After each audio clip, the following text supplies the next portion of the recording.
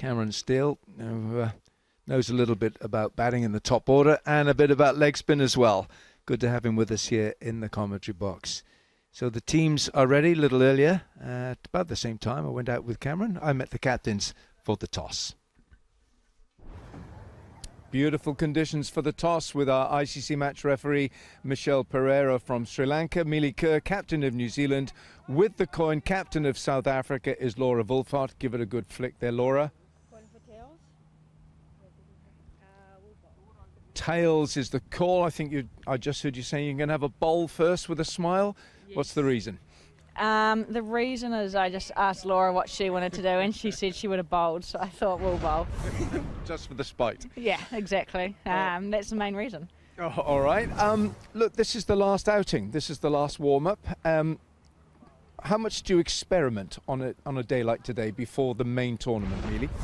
Yeah, I think today we're going in with, I guess, a really strong 11, and for us it's a really key game for us against a quality side to, I guess, build some momentum heading into the first game of the World Cup. So I think the key is getting combinations right in terms of people batting together as well as, I guess, for captaincy in terms of bowling orders.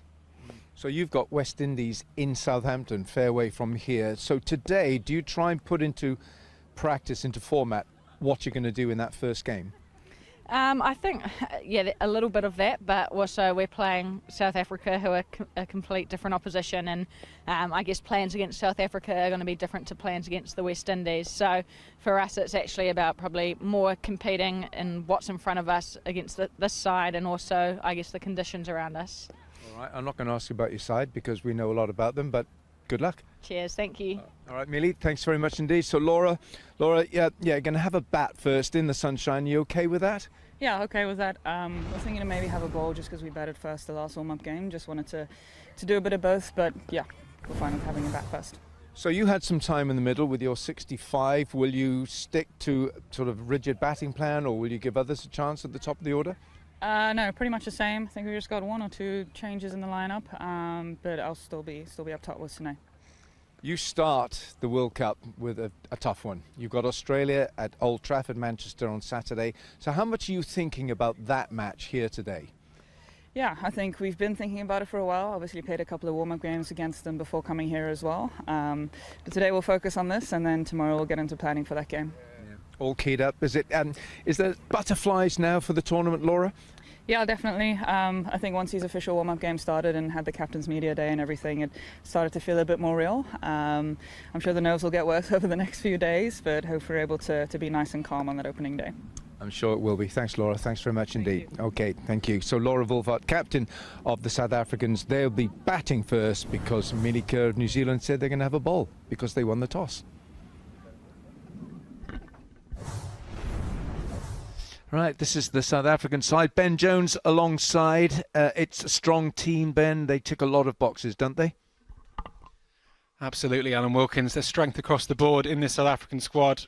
We don't need to talk about the pace attack too much. Marizanne Kapp, Shavnam Ismail, they've been doing it for years. But there's some youngsters in there as well. Dane van Niekerk returning to the squad after a time away. But I just want a word for Kayla Reineke. She has come from nowhere in the last few years, and she is a bolter for this starting 11. Incredibly talented young leg spinning all-rounder. Contributes with both bat and ball. The New Zealand White Ferns, strong team. They are the defending champions. They're strong. And of course, it's the Swan Song tournament for Sophie Devine, Susie Bates and Leah Tahuhu. And it's a team which hasn't changed a lot in recent years. But Mili Kerr, for me, is the catalyst for this team, Ben. Yeah, she's captain and central to everything with bat and with ball. Wonderful cricketer in all facets of the game. Flora Devonshire performed well the other day in the other warm-up game. She's coming into the side and adding something fresh. Exactly what you need coming into a World Cup. A little bit of a late addition. But there's quality throughout that squad. And both of these teams will be looking to bother the latter stages of this tournament.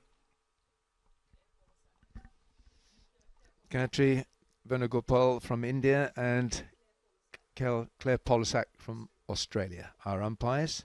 Thank you. So New Zealand, they'll be bowling first. And we're going to see the left arm pace of Bree Illing. She's tall. She's a big unit in terms of what she produces, and she's young. And Craig McMillan, one of the coaches here for the New Zealand White Ferns, said she has put on some pace. She's gained pace, and she's got a mean bouncer. So I'm sure we're going to see those elements today. If you look at the very quickest bowlers in the world, you're talking your Lauren Filers, Shabnam Ismail herself. Well, Brie Illing is right up there. 114 kilometres per hour average speed in international cricket so far. 114. Not too shabby at all. It's a huge match, this, for both teams, because you might have gleaned from the captain, certainly Laura Wolfart at the toss said that the butterflies are there. They're beginning to think of that match on Saturday. They've got Australia, the mighty Australians, the 6-time T20 World Cup winners, Australia, on Saturday at Old Trafford. The tournament at Old Trafford on Saturday starts with Scotland, Ireland, and of course on the Friday evening it's England, Sri Lanka. Laura Wolfart, wearing 14, the possessor of one of the most beautiful cover drives in the game, male or female. Laura Wolfart, look at the numbers, averaging shade under 40, 1750s, 3 T20 international centuries on there. Strike rate, a very healthy 123 across 93 innings. She leads by example from the front. Her batting partner is Sunny Luce, who gives the top of the order a certain sort of unpredictability. She plays some unorthodox cricket shots. Best of 81, averages a little on the low side, so is the strike rate, but on her day can be very impactful. Good news. So it's New Zealand's bowlers and Nancy Patel, who I must say did look very good in that game on Saturday. Always interesting when the spinner opens up, not looking to exploit some of the lateral movement that we saw in the opening game today between Bangladesh and Ireland. New Zealand going with the spin. Yeah, she performed very well in that opening game. Opening warm-up match, Nancy Patel. 2 fielders out on the leg side fence. There's one of them in that backward square position. Brooke Halliday out there, and they'll change the field for Laura Wolfart. I think they're going to put one extra on that offside, even though it's the off spinner. Has it pitched on? Don't think it did. Might have gone on to hit the stumps, but I think it pitched outside leg stump. Tough from this angle for the off spinner. Always battling the natural angles. He's beaten her all ends up, but yeah, not able to get the ball pitching in line with the stumps. Especially at that speed, skidding on through.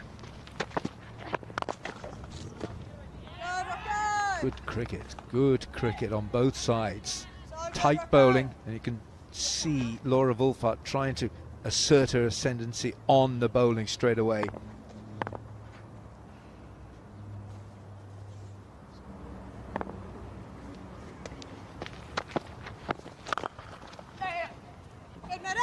It's a good stop in the field. It's a single off the last ball, 1 over gone, 2 for naught.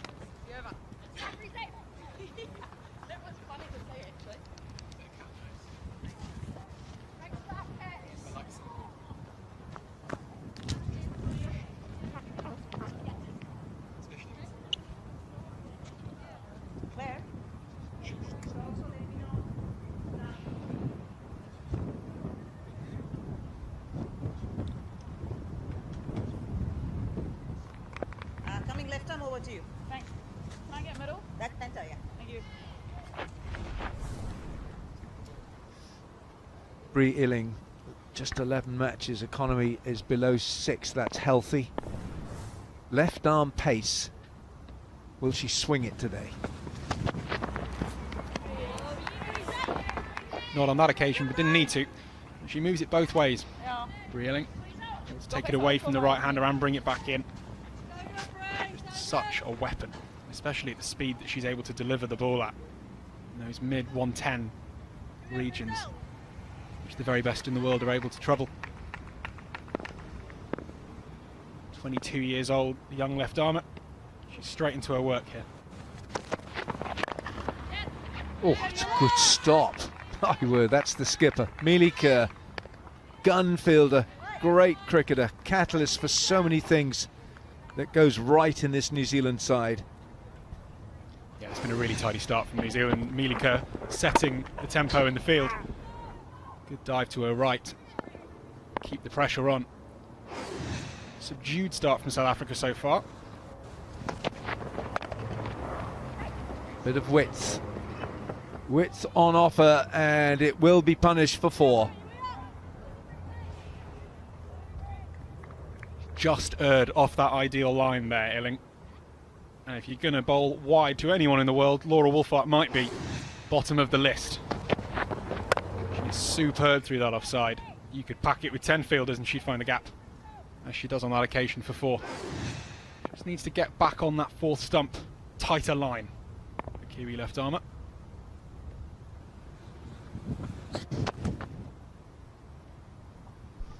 It's easy to lose your run-up when there's a squalls and when there's some gusts of wind. You can do that. It's a very energetic run-up, this Brie Illing. She doesn't take too much time. She gets to the mark and turns, and off she goes again. No swing yet.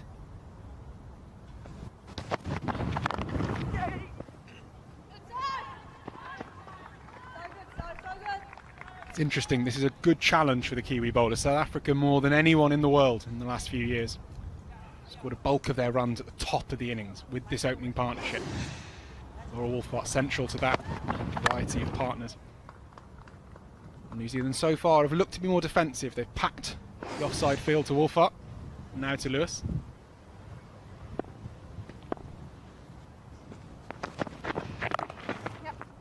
Drops it short. Yeah, the speed that Illing bowls, she's able to still trouble the batters from that shorter length. Don't always see that in the women's game. Tall bowler, but I think she's able to have a few more variations, not just pace but also line and length. She's not quite settled into her rhythm in this first over. Yeah, that was fiery. She does like the bouncer, and she's developed the bouncer for this tournament. 2 gone, 9 for no wicket.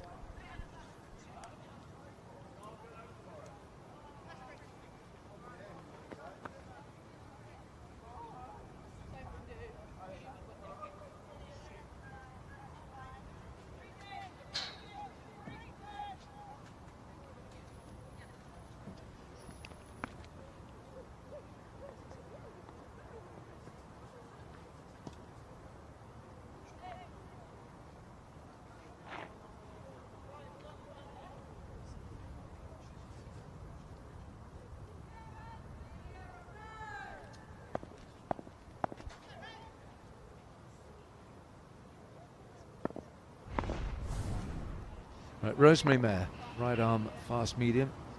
Again, good economy, below 7, 4 for 18, her best. 5 fielders in a ring on that offside.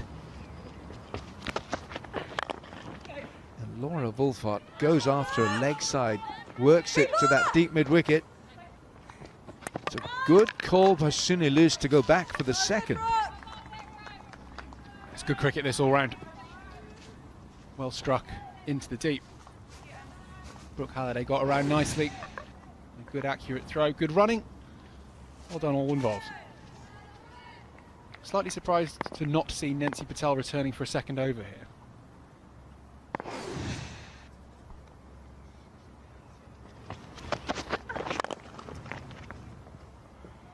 Well, that has been walloped through that mid-wicket, and Laura Wolfart is almost premeditating here, where she's going to put Rosemary Mayer. She's working out the geometry here, and she's on top of the bowling straight away. This is the challenge, bowling to someone of Wolfart's class. You know she's strong through the offside. You put your 2 fielders out on the leg side and she still finds the boundary. Rosemary, with a boundary conceded in her first 2 balls, just needs to get into her spell. Oh, that's lovely. Laura Wolfart, imperious from her. The way she made room and the way she knew that she was going to hit that for 4. I'm not convinced that Rosemary has done a huge amount wrong here. This was a good ball on the stumps. But Wolfart's done the work, backing away, using the pace through that backward point region. Almost diametrically opposed to the previous boundary. She hurts you in so many different ways, and that's why she is among the very best in the world at what she does. I just feel here, Ben, for this match, there's an edge. There's a real edge to this. You're talking about 2 heavyweight nations in this World Cup, and Laura Wolfart has come out in the most emphatic fashion and asserted herself on the opening bowlers. Well, this was, of course, the final 2 years ago in the previous edition of the T20 World Cup. They've played each other a lot since. Got through a 5-match series earlier this year. New Zealand 4-1 victors. 2 wide, and it's flayed for 4. Yeah, this experiment has not worked. Nancy Patel opened the bowling. Her first over was excellent and frugal.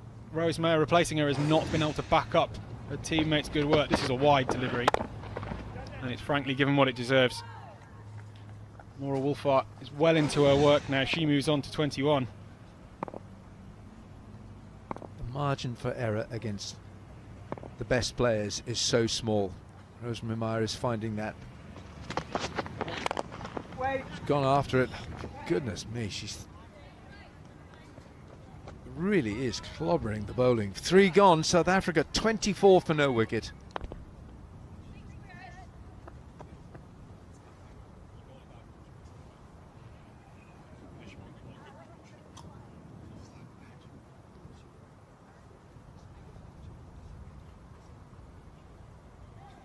Bowler coming right arm over to you.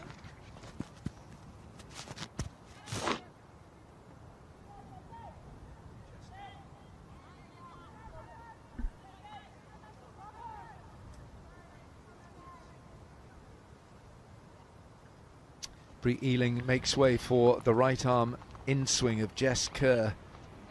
She'll always swing the ball in because her action is designed that way. Career economy below 7, excellent. 3 for 16, her best. Watch for the in swing. Keep her standing up. Oh my God. She's not quite got a starting line right there. For once, she didn't bring the ball back in. No, Jessica averages 3 degrees of swing in the power play. Most of any bowler in this form of the game. She is a specialist when it comes to moving the ball through the air, primarily back into the right-hander.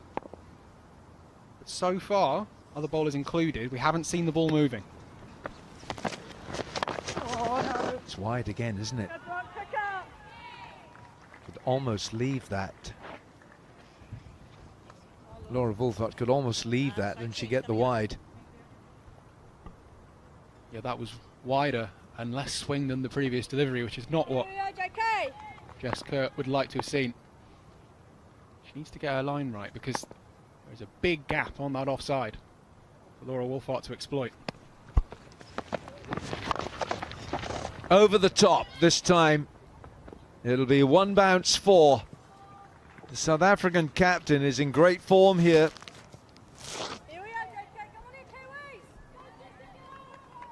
Well, Kerr's finally found her zone. Laura Wolfart has whacked her right back off it. It's pretty much perfect where she wants to be bowling, the Kiwi.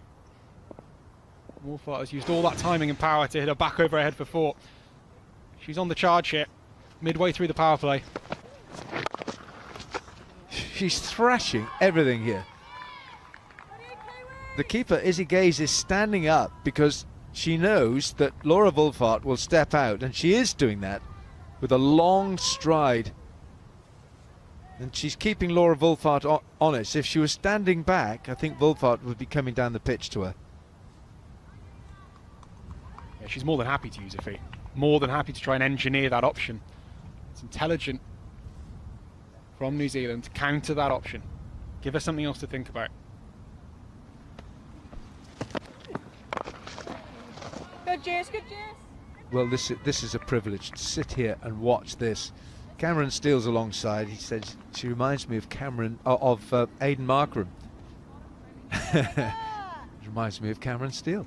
But Aidan Markram, same sort of stand tall and beautiful driver of the cricket ball. Izzy Gaze, the keeper.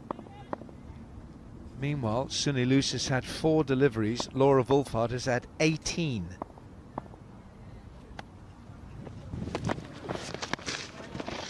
Gonna have to reload that one. Yeah, Aidan Markram, Laura Wolfhard, the 2 South African significantly elegant right-hand batters. In such a great few years for South African cricket. Trophies across the board. Performances, red ball, white ball, men's and women's cricket. Great time for all involved at CSA. But just absolutely no movement for Jess Kerr. Teed her up. About how much she moves the ball, well, I'm not sure she's got one off the straight quite today. It's a fine margin between her natural action where she gets the in-swing and then when she's trying to pull away and bowl the other one to get it to go straight, she's pulling off too early. So the ball is literally starting too early to go. It's not swinging wide, it is wide, straight away from the hand.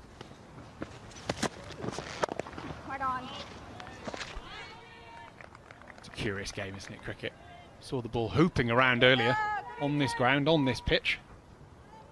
2 hours later, some of the best seam bowlers in the world not able to extract the same amount of movement. Maybe a bit of rain, maybe that's just bobbing around the place, and slightly damp ball, maybe meaning it's not coming out quite right.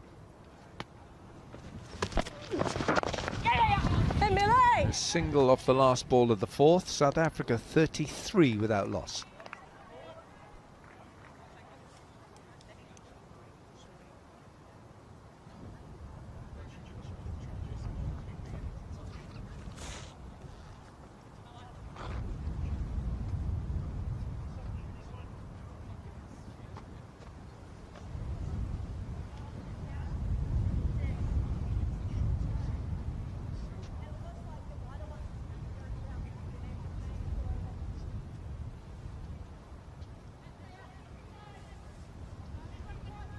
So Jess Kerr makes way for one of New Zealand's greatest players.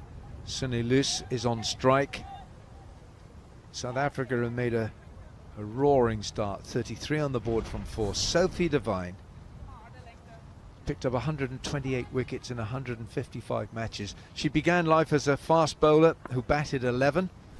Now she bats in the top order and bowls medium pace.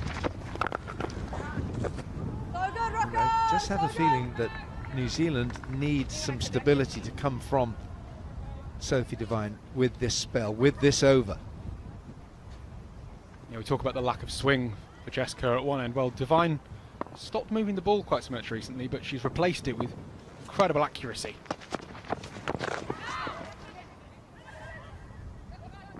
Oh, that was close. Izzy Gaze. I have a feeling that might have been very, very close for Suni Luce. I think she's a goner. Izzy Gaze can get this on target. It's a great pick up and throw. She does really well. I think she was gone.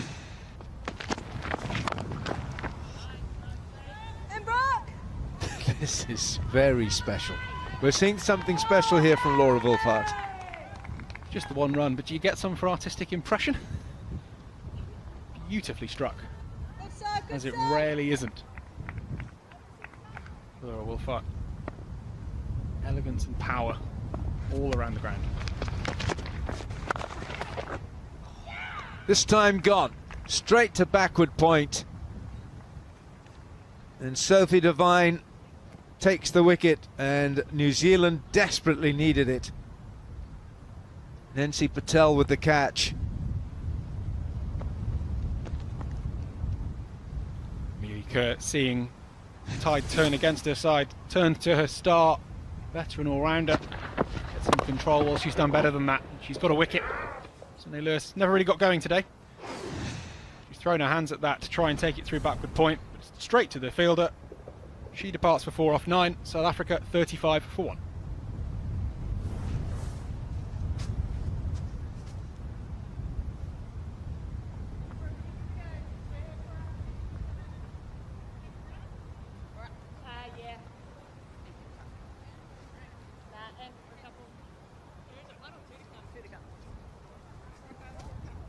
I need to watch him not much standing. That's middle there. Spot on there. Thank you.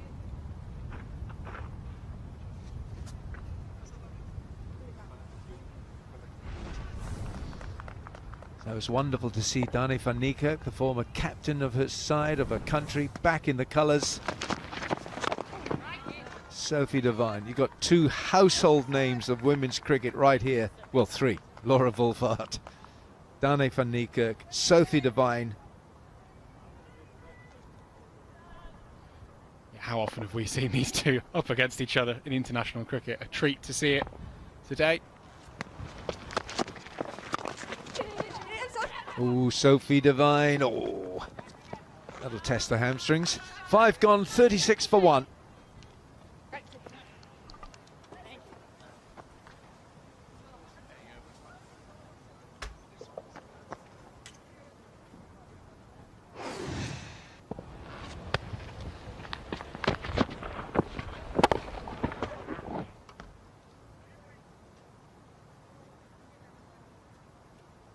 you.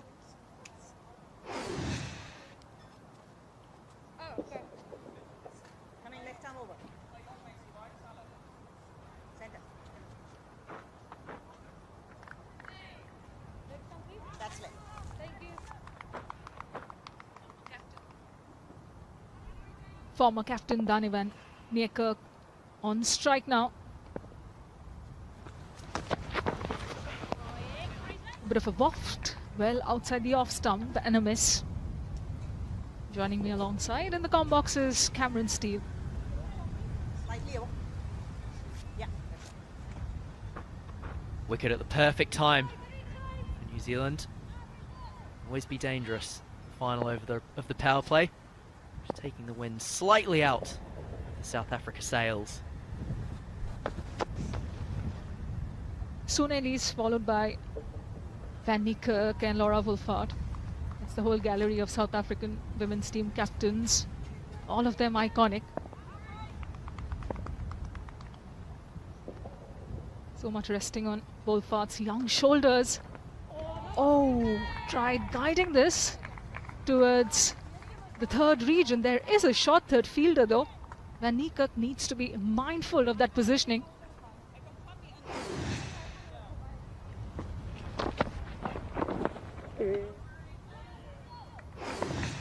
Almost getting a hold of that. It's 4 runs if she gets that.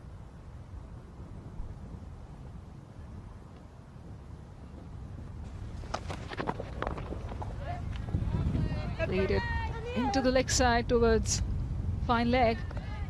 Interesting set of storylines here, Cam, because on the one hand you have the farewell subplot to the New Zealand side in the troika of Leah Tahuhu, Sophie Devine and Susie Bates, and here you have the likes of Dani van Niekerk and Shabnam Ismail returning, reuniting in the South African side, two opposite ends of the spectrum. Delightful in equal measure. Tried squeezing this, well bowled by Bree Illing. She was a delight to watch during the recently concluded England series. South Africa lost to New Zealand 4-1 on their away tour. New Zealand lost to England here. And somewhere out there, there is also India in the mix, losing, winning. Lofted just clears the fielder there. Exquisite timing once again from Laura Wolvaardt.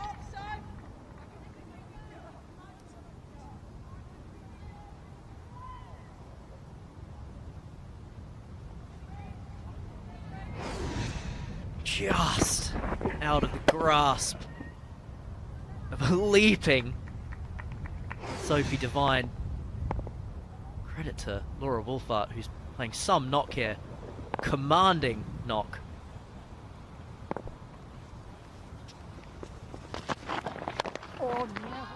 Tried whacking this into the leg side. Mistimed somewhat.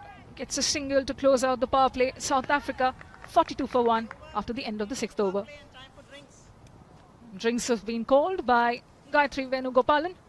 Time for both teams to regroup, rehydrate and get their tactics right.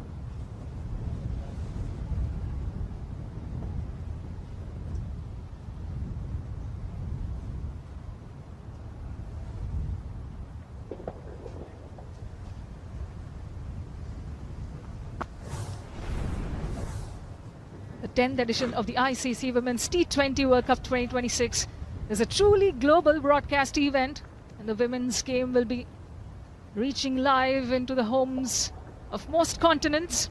Star Sports and Geostar bringing you the coverage in India, Disney Plus in Latin America. Viewers can follow the tournament on ESPN in the Caribbean islands and on ICC.TV for the rest of the world. Time now for the talismanic skipper, Premier all-rounder Mealy Kerr, to come into the attack. And she's been greeted with a 4 by the opposite number, Laura Wolfart. She's looking in exquisite touch once again, is the South Africa captain, coming off a 65-run knock.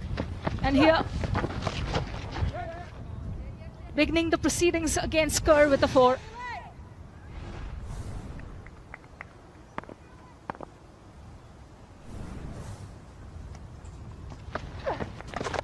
Shuffles across, swats this, chase for the deep mid-wicket fielder Buttonwain, back-to-back force for Wolfart, and she's motoring along nicely in this innings.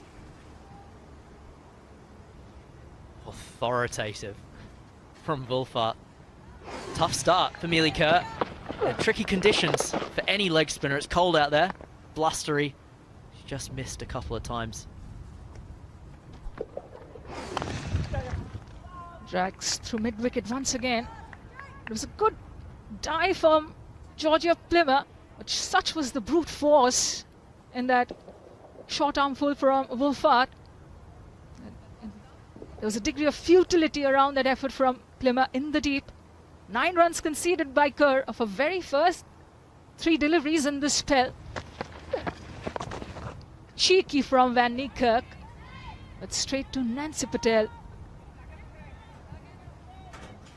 Putting pressure on the Premier bowler straight away. Good batting from South Africa. Niekerk going straight to the reverse brush.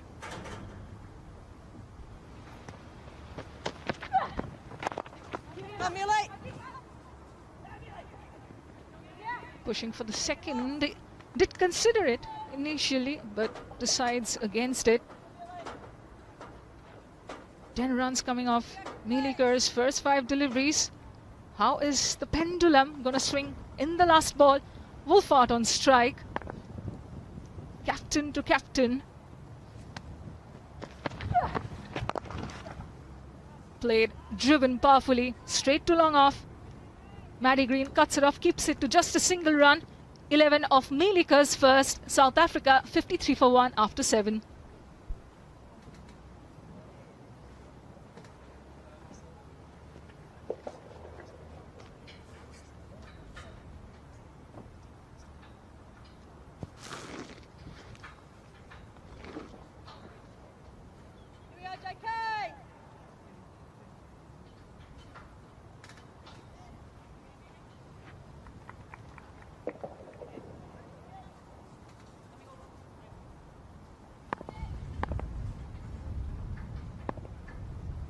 The Kerr sisters in action. And knocks her over. What a delivery. In swinger. Targeting the middle end leg of Laura Wolfart. Takes out the top of leg initially.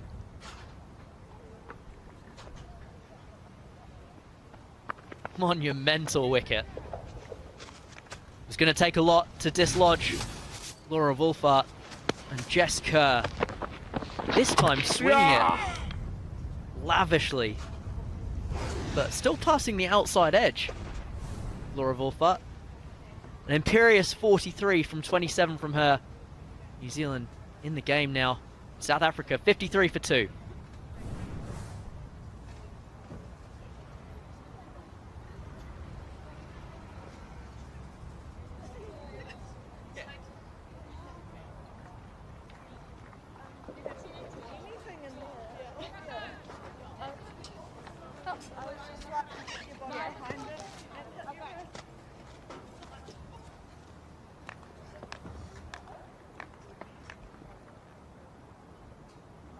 Leg one, please. Slightly towards you. This one? Yeah, leg. Thanks. Coming right arm over. Mano, please. Slightly away. From the endless conveyor belt of South Africa's top-class all-rounders. In comes Nadine de Klerk onto the middle after the departure of a captain, courtesy of a very good in-swinger from Jessica.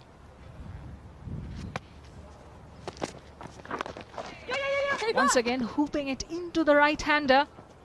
Some impressive movement of the surface on view here.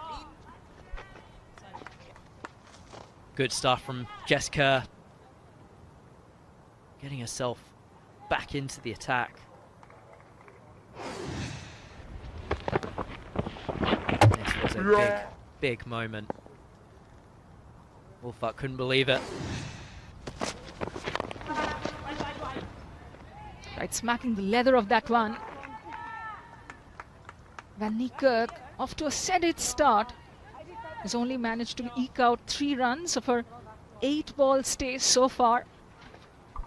What Jessica is doing here, she's giving her sister, her captain, something to play with. She can close out this over. Buys an over for a leg spinner at the other end. Make that a double wicket over. Absolutely dismantling the woodwork for fun is Jessica. First up, Laura Wolfart, and subsequently Dane van Niekerk. Oh, that's a delivery. Just look at this. Swings in, straightens off the pitch. Cheers. See you later. Dane van Niekerk has to go for 3 off 9 balls. South Africa now in a little bit of trouble at 54 for 3.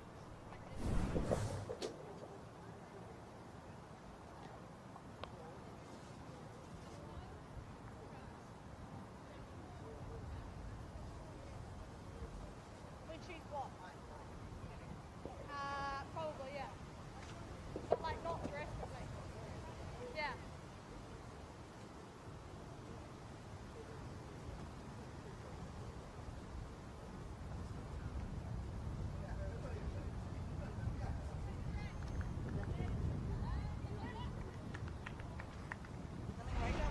South Africa in a spot of bother as Marizan Kaap comes out to bat.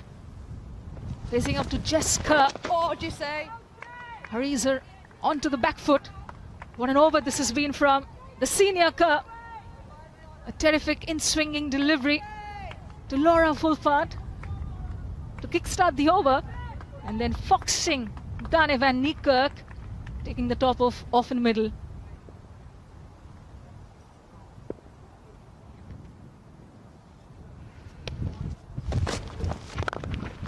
Shot, crunched it through the covers.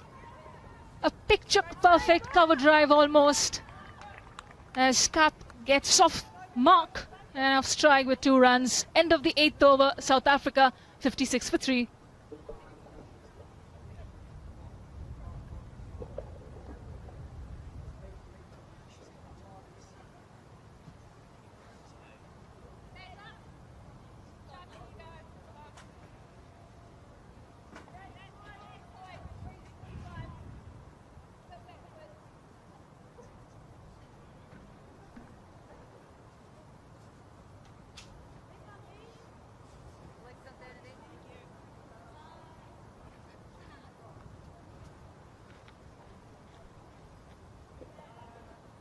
Spin bowler Nancy Patel coming off a frugal opening over, conceding just 2 runs.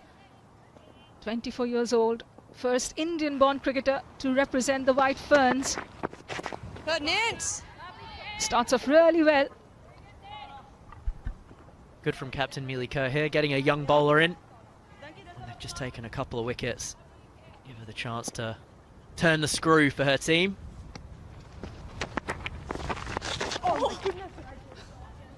More use of the wrists this time around from Nancy Patel. There's no dearth of great stories in this New Zealand lineup, I tell you, Cam, because she was born in Bharuch in Gujarat and then moved to New Zealand, did Nancy Patel, at the age of 6, and came through the Northern Districts pathway, making her senior domestic debut as a teenager. And in the first warm-up on Saturday at this very venue, she picked up a 4-wicket haul. Yeah! Yeah! Those 2 Kerr wickets coming in the same over. Enjoy! Jessica making short work of Wolfart and Dane van Niekerk. What's impressed you the most about Jess so far, Cam? The way she came back from a pretty tricky first over. Pinpoint accuracy in this second spell. Thick outside edge, and that's going to hum away to the rope for 4 runs. Streaky for Nadine de Klerk, but she'll take them.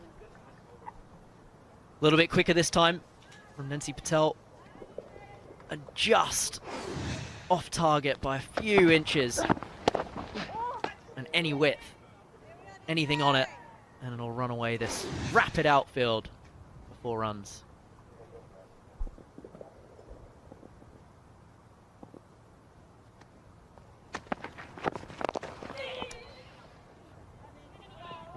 Give Patel the charge, did de Klerk. And as her response, she finished off really well, did Patel. End of the 9th over, South Africa 63 for 3.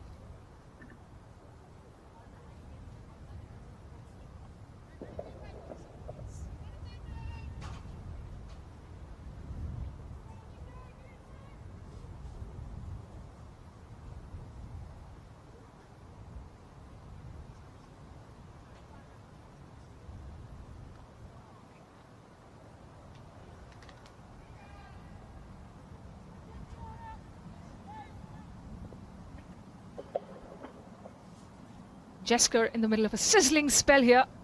2 wickets in a previous over. Shaping it back nicely once again. She's been constantly asking questions of this right-hander, heavy top order. The top 5, in fact, of South Africa's. She's the star Kerr here. And a cricketing family. Robbie and Joe, her parents, and Mealy's parents, both played for Wellington. Flicked.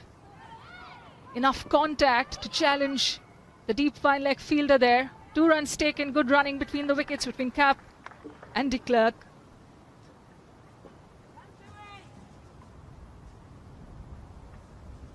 Ever so slightly off target that time.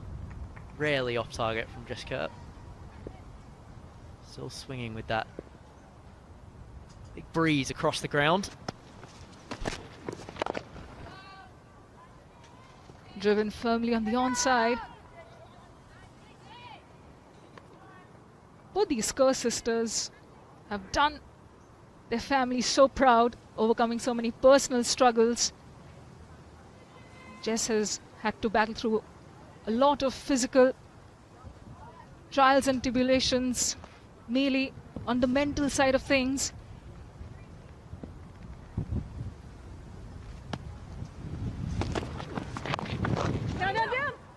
Oh, beats the diving shot third fielder. And that purrs away to the rope for another boundary for de Klerk. Unlucky there for Jess Kirk. For Jess Kerr. De Klerk is the lucky recipient of the runs. Just an outside edge and can't reel it in at short third.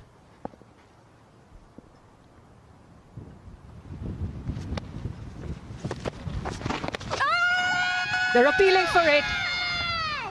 Izzy Gaze was more than interested, as was Jess herself, but Gayatri Venugopalan remains unmoved. Just to go back onto the Kerrs. Just flicked a pad there. Go back to the Kerrs. It's proper cricketing family. Mealy goes out with Nathan Smith. Just taken a 6 for at Lords for the men's side. Played with him at Surrey last year and spent some time with Mealy, who was visiting him and training alongside us at times. Driven well fielded by senior veteran Sophie Devine. The 10th over comes to a close. South Africa 72 for 3.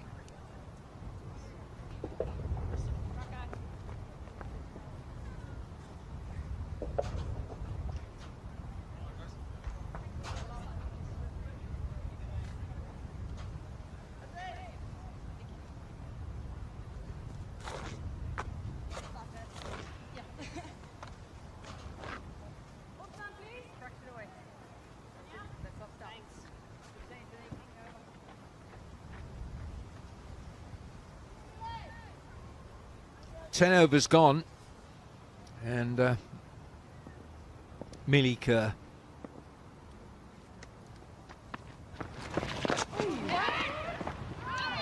such an inspirational cricketer, Amelia Kerr.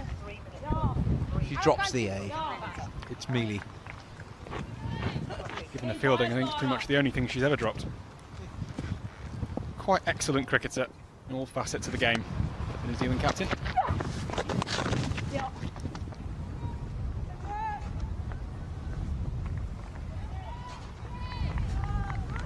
New Zealand have pulled this back, because at one stage with Laura Wolfart in full cry, this was looking a very one-sided contest.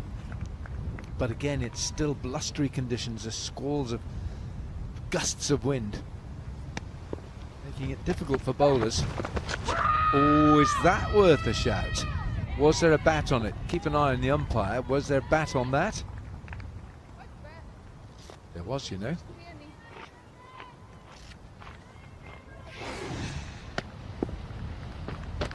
Marizanne Caps tried to get down and just help it round the corner. She's got enough on it to remain at the crease. But nervous batting.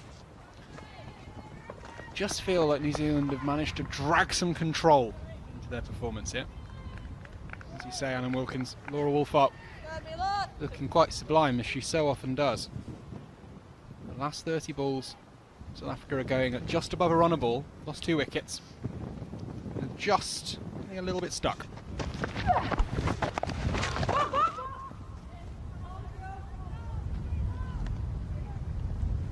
Both these teams have their opening matches on Saturday. New Zealand, they travel to Southampton tomorrow, make the journey down there to the south coast. They'll be playing West Indies on Saturday.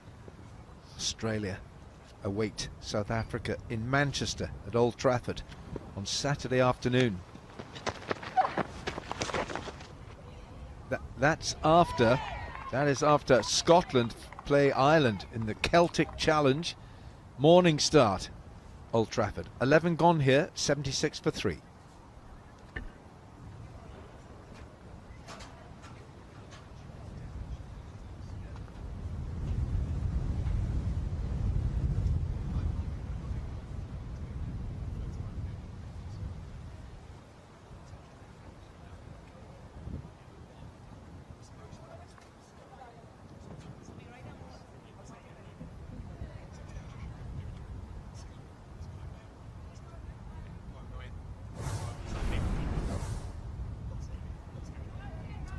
West Indies await New Zealand in Southampton. In fact, New Zealand will be very comfortable down there because they've got West Indies, Sri Lanka, Ireland in a week of cricket in Southampton. They go to the county ground Bristol for Scotland and then England at the Oval. So I do think that's a very good start in the tournament for Mealy Kerr's New Zealand White Ferns. Rosemary Meyer now.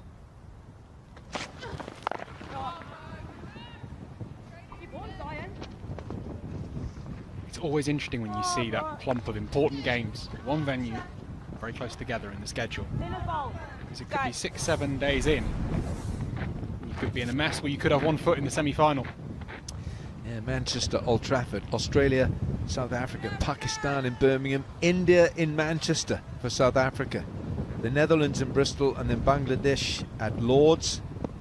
It's a proper mixed bag, isn't it? That really is for the South Africans.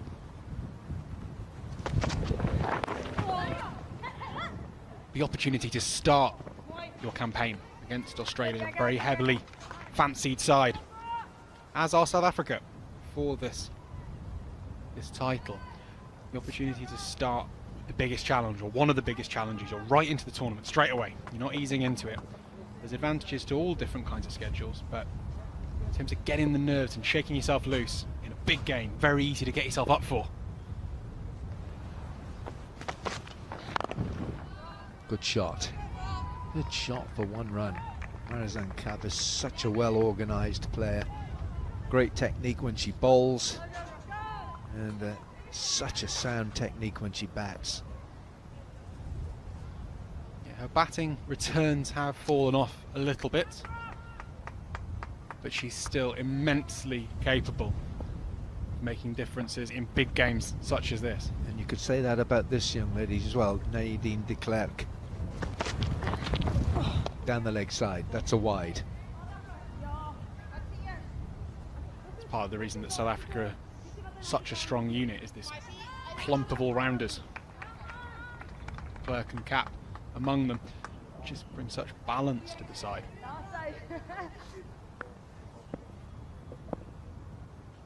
But Rosemary Meyer needs to get back on the correct line here.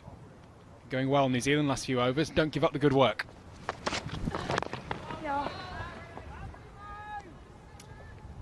Got to pitch it up on this strip, on this pitch.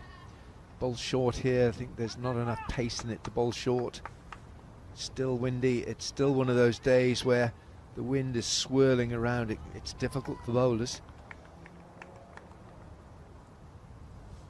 Had a pretty good game of cricket, Ireland, Bangladesh, in the first warm-up match here today. Yeah, that's the problem. You see, you get those gusts of wind. Great shot. Super shot. One run. Brooke Halliday, the fielder, she's done well there. Long on. What a good stroke that was.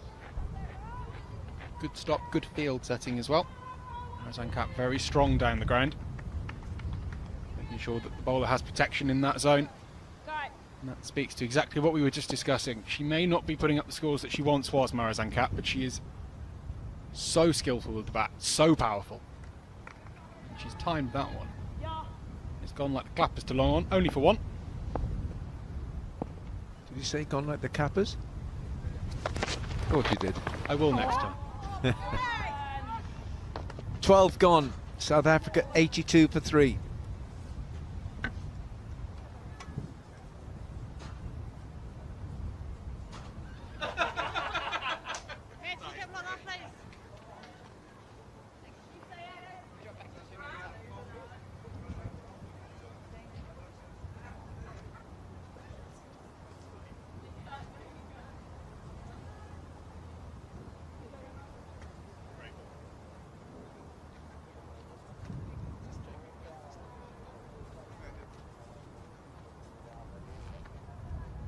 scene is set here really for this partnership to flourish now for South Africa. Marizanne Kapp, 11 from 12. She needs to step on the accelerator. The moment what she's doing, she's going through a range of her repertoire, not taking any undue risks. But at the other end, I expect to see Nadine de Klerk really pull the trigger soon. Maybe in the next 2 or 3 overs, she'll go.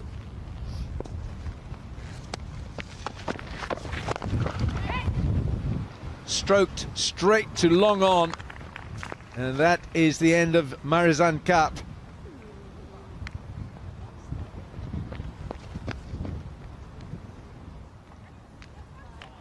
Well, she needed to do something different, Marizanne, because everything was textbook, but it needed something out of the ordinary. You know, she's strong down the ground and she's backed her strength. Didn't need a huge amount more to clear the ropes. Marizanne Kapp unable to do so, and unable, more importantly, to clear the fielder. She goes for 11. Maddie Green takes the catch, and South Africa, well, they're 82 for 4.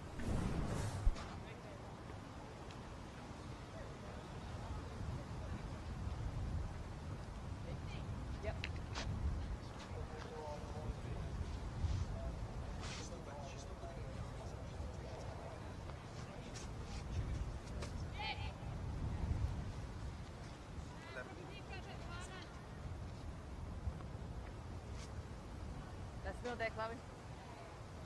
That's leg stump.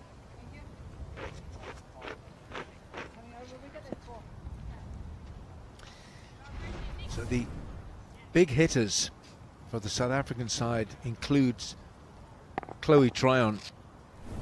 She can really hit the boundaries. Well bowled, Sophie Devine. This is a good spell. Sophie Devine, 2 for 3 in 9 deliveries. And that's what the skipper, that's what Mealy Kerr wanted her to do, to come on and give some stability to the bowling.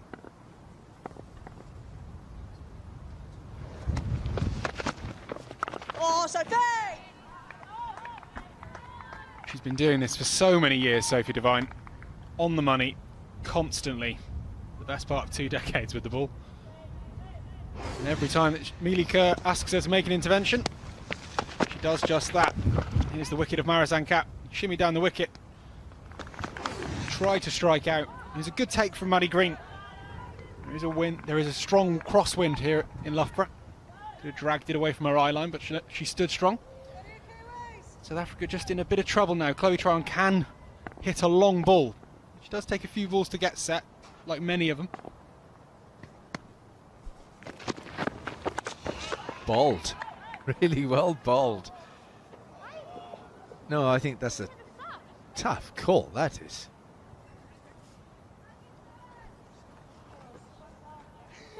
Well, it was a very delayed decision. Sophie Devine can't quite agree with it. Nah, I'm not sure about that.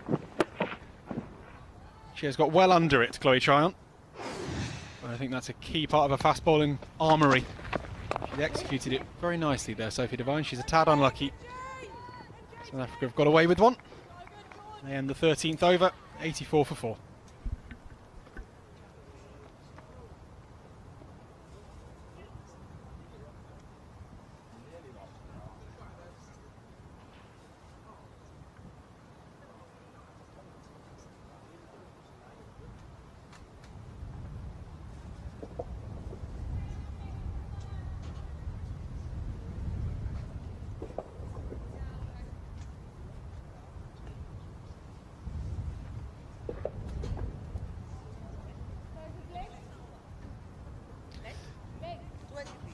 That's the left arm pace bowler Bree Illing, none for 13 and 2, but the telling spell here has been Sophie Devine, 2 for 5 from 2 overs.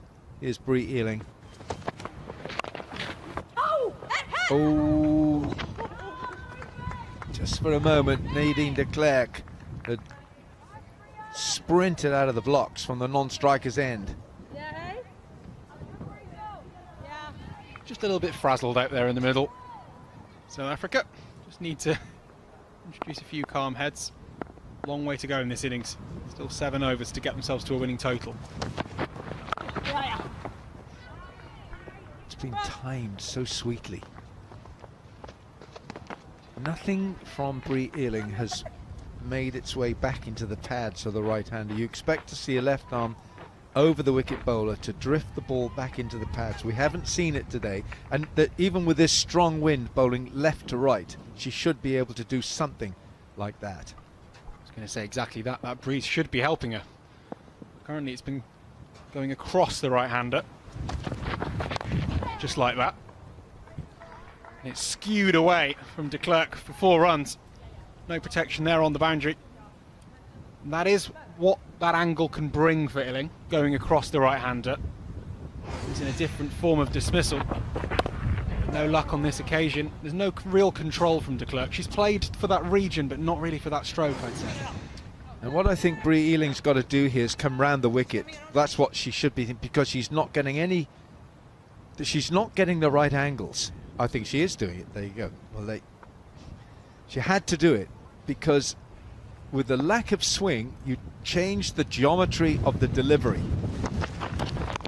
There you go, and it's a different shot, and you bring the stumps into play. So by coming round the wicket, she's aiming now at the stumps. She's got no fielders out on the offside, really, from this angle.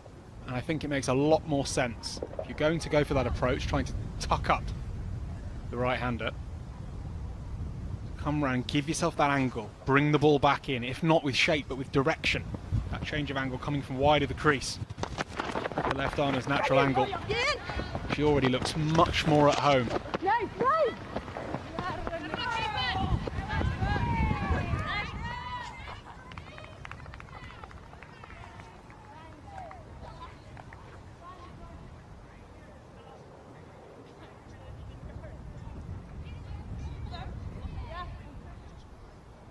It's been a good comeback from Ealing, responding to the boundary.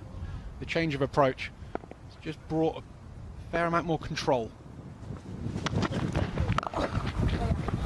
What an unusual stroke that is, but you'll take 4 for it. Sort of a crouching swat. It's very effective. End of the over, 94 for 4.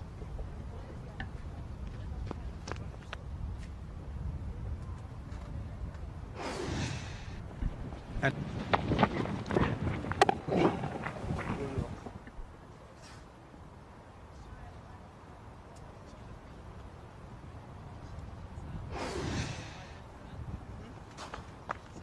2 minutes 30. Yeah. So the whole break is 45.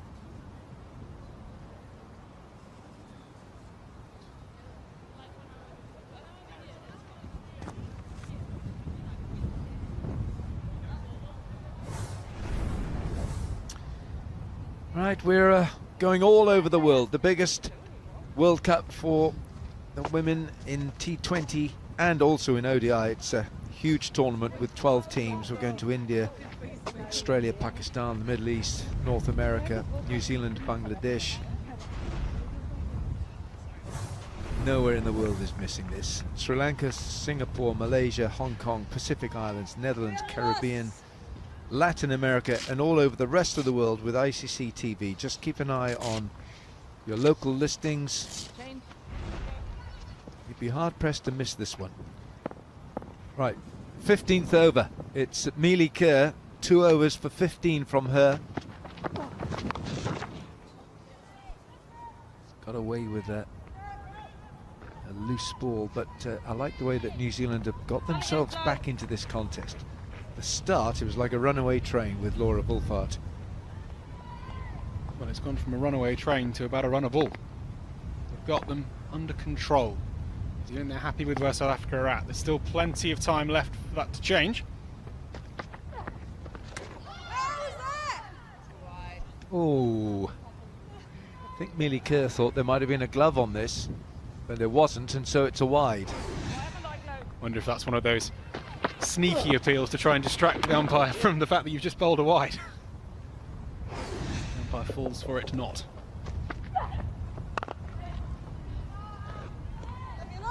I think this is a really interesting phase of the game now. South Africa have been excellent in the final stages of their batting innings for the last few years, among the best in the world. New Zealand have got to be prepared for another onslaught, and Nadine de Klerk has been key to that performance for South Africa.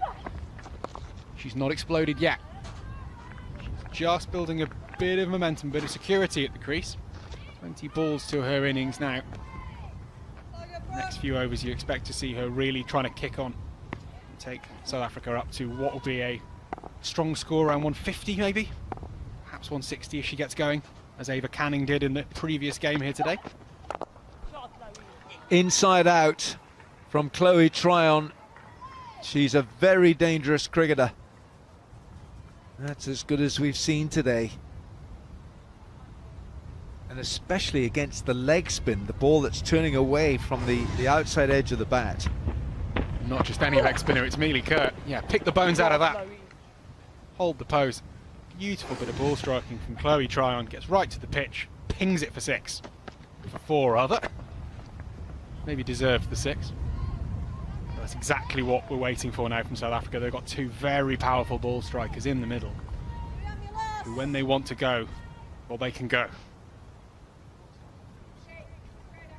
A few grey clouds around as well, just keeping an eye.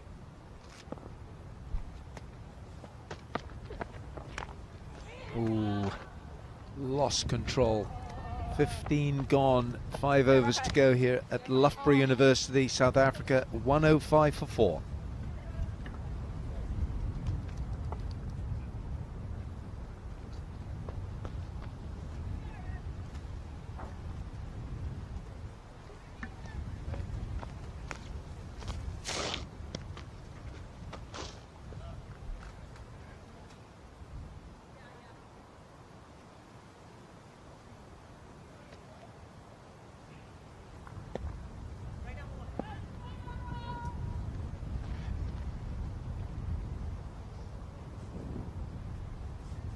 It's one of those classic English dates. Sunshine breaking through and then disappearing right after. Chipped officially. Clearly the sun cannot make up its mind today. It's gone really overcast in the blink of an eye almost. The skies are laden. Rain is looming. Managed to miss pretty much everything this game, which has been fantastic. All of our cricket in today.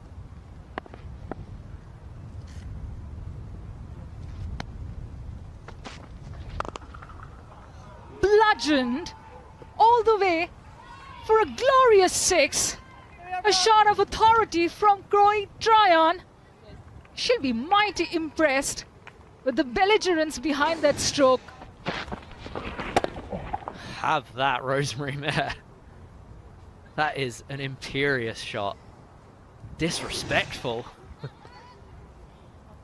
Deserved every one of those runs for that.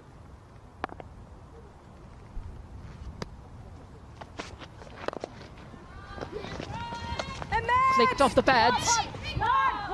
Wanted the second run. Chloe Tryon judiciously sent back by Nadine de Klerk.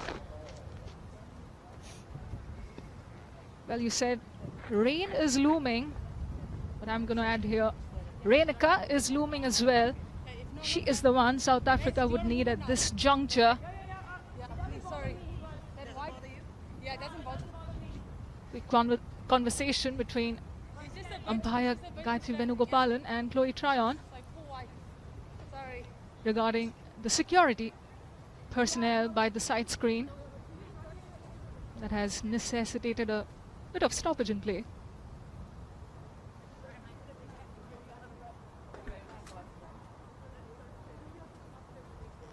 And it's the ever gracious Sophie Devine who's volunteered to lead the pack alongside current skipper Amelia Kerr to make some adjustments with the side screen. Very Kiwi in spirit, that, isn't it? Good to see. Good to see. Never too big to move a side screen. First ever World Cup winning captain, number 2 ranked all-rounder in the world, Devine Melika. Oh, banged it in short. Well-directed short ball from Mayer. Oh, interesting hit that. On the money, but I think the striker had made it to the other end. Just taking a ricochet in the face here. Oh, hits her straight in the mush. Hopefully she's okay. She seems to be smiling. It was a good piece of fielding. I don't know if she will have to get a concussion check or anything. She's maybe just told everyone she got hit in the shoulder. But South Africa starting to put their foot down on the gas here. Kerr has just moved back to long off. Sweet as sugar, middle of the bat, and that stayed hit. Second 6 of the over, and comes off the bat of Chloe Tryon. As clean a striking as you get. Chloe Tryon, what a shot this is. Just missing her length slightly and dispatched by Chloe Tryon. Fielder on the fence didn't even matter. The key there was just how long she waited for that. Straight off the back pocket and into what would be the stands. Smashed it down the ground, firmly driven along the carpet on the onside single to close out the 16th. South Africa 120 for 4.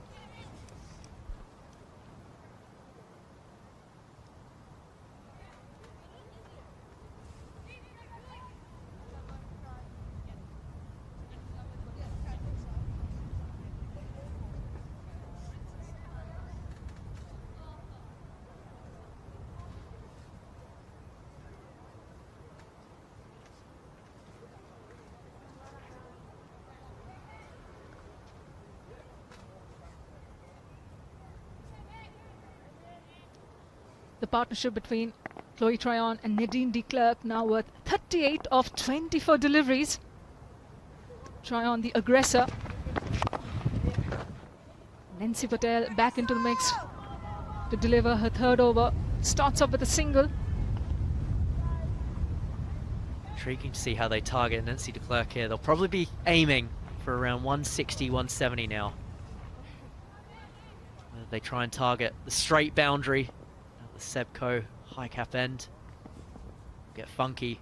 A couple of sweeps and reverse sweeps. Backs away, makes room, falls marginally short in front of the diving point fielder. And they easily pick up a couple of runs here.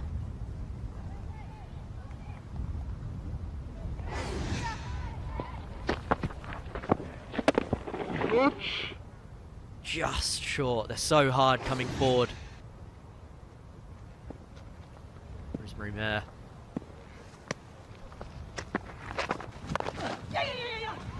The initial instinct was to charge down the track. Good late adjustment from the bowler Nancy Patel. She's still very young, I tell you, but showcased a lot of street smartness, the ability to think on her toes.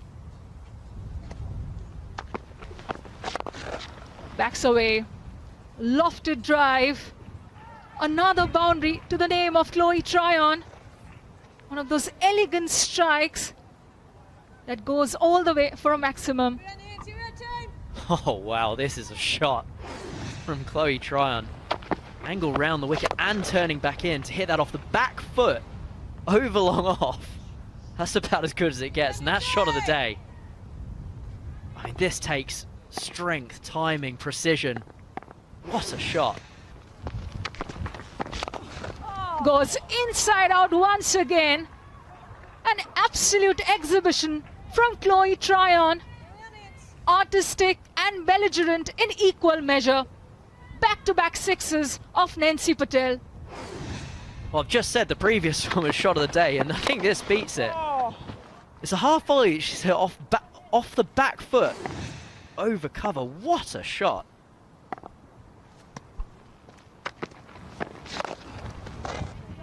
Is that going to be a hat trick of sixes? Yes, it will be.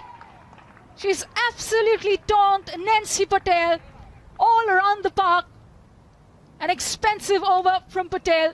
South Africa have romped to 142 for 4 after the close of the 17th.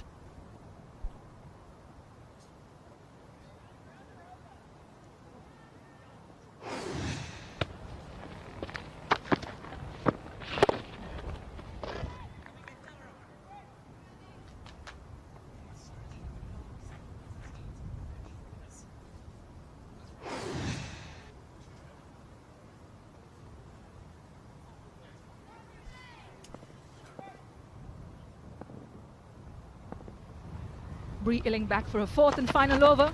Oh, damn it. Starts off with a dot ball. But what power on view from Chloe Tryon here, Cam? Who's going to be able to stop South Africa in their pursuit of a semi-finals berth in that so very daunting Group A, featuring the likes of Australia and India as well. If their lower order, their lower middle order can hit like this.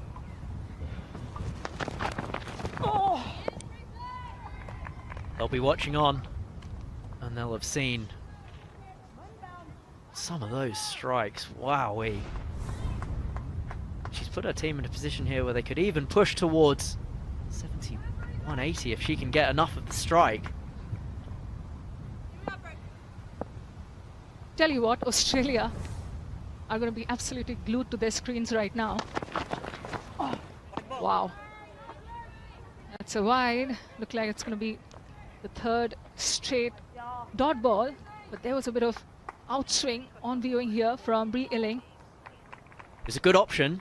She just missed slightly, so that she has to reload and bowl that one again, but trying to hang it out wide and out of the swinging arc of these two batters. Both de Klerk and Tryon. Fine fettle. This time she connects, clears the infield, the outstretched right hand of Nancy Patel, and picks up a 4. De Klerk has been a spectator for the best part of the last few overs, and this time she puts on the party shoes and has a bit of fun herself. Just the wrong line for that length from Illing. Either had to be straight at de Klerk's hip or a wide Yorker, and field spread on the leg side. Brave by intent, brilliant by execution. Goes backward of square. An unbelievable shot, almost that, from Nadine de Klerk, and brings up her second 4 on the trot. Brilliant from de Klerk. Knowing she's going to go into the pitch from where she missed before, de Klerk premeditating quite perfectly. A scoop shot, so much innovation in the game these days.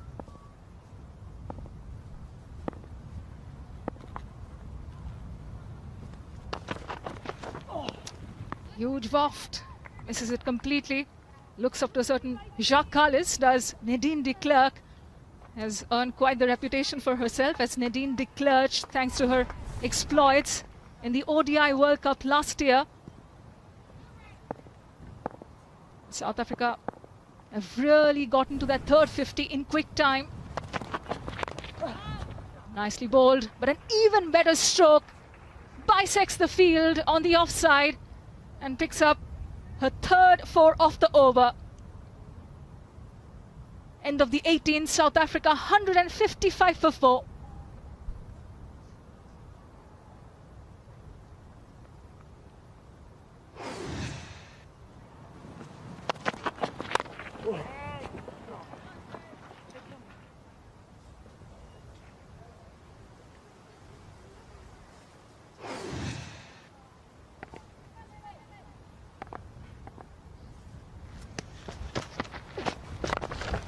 Tryon sashes down the track and sends this packing into the stratosphere. What a strike! What a way to bring up her half century. A big hitting clinic of the highest order from the South African power hitter.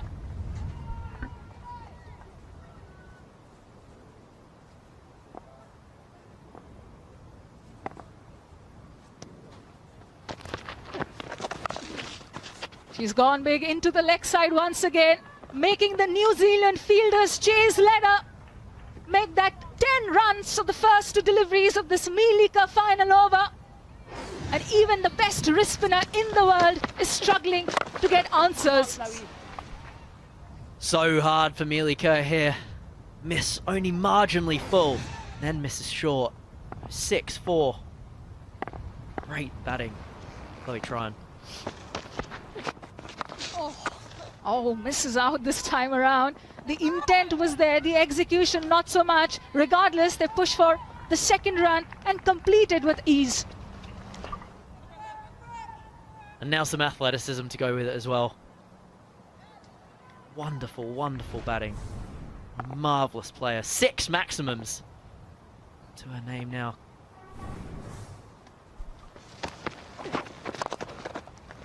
Walloped. Straight to long off though.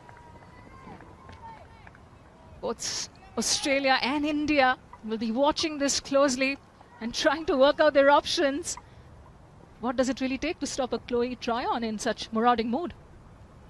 Milika needs to find a way. It's gone high. Oh, and it's gone all the way for 6. She can't. It's from both ends now. So tough for Milika. Again, only missing marginally. And just hoisted over the fence there by de Klerk. She's eyeing up her 50 now as well. Yeah. Castled. Milika has had enough. Sends back Nadine de Klerk, 4 runs short of a half century. And finishes her allocated 4 overs. With expensive returns of 1 for 42. End of the 19th, South Africa 172 for 5.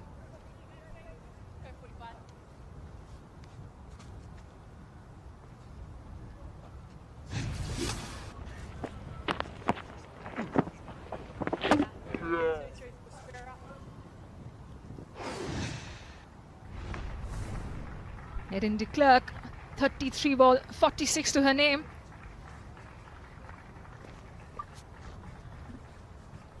Respect to Milika there for taking the 19th over.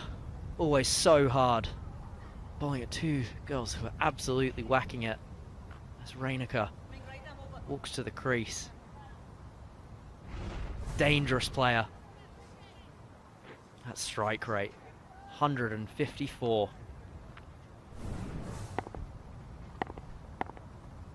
Tryon on strike. No. Driven straight to the fielder. Kayla Reineke, former junior world champion in javelin, and has brought that belligerent hitting ability to cricket as well. One of the young stars to watch out for at the 10th edition of the ICC Women's T20 World Cup 2026. And that has been excellently bowled by Sophie Devine.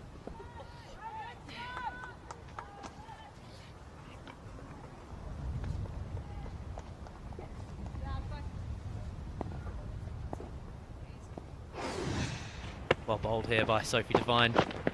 Cool and calm under pressure, slower ball, hanging it outside the eye line. Reaches for that lofted drive. Milika with the chase.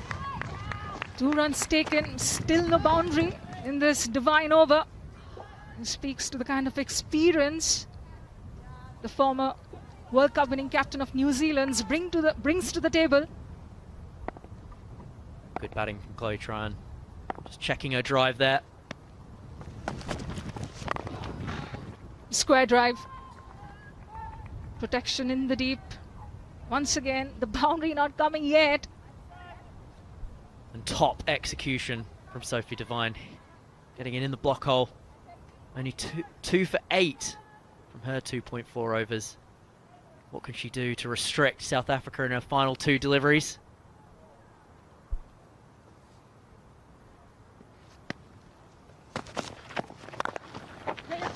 Oh my goodness, what a strike. Keeper! Finding deep point, who does the tidying up. Threw at the wrong end, unfortunately. Had to go to the keeper's end. Now we're going to have the final ball. What can Reinicke do? What an over from Devine so far. Just 5 runs. Full toss. Smack this. And there comes the boundary of the very last ball of the over and the innings. And it goes all the way for 6 runs. Reinicke with the big hit and the big flourish to end what has been a terrific outing with the bat for South Africa. Thanks in part to the belligerence of Chloe Tryon's. Full toss and dismissed. What an incredible final 5 overs for South Africa. Courtesy of Chloe Tryon. 183 for 5 off the 20 overs. 184 to win.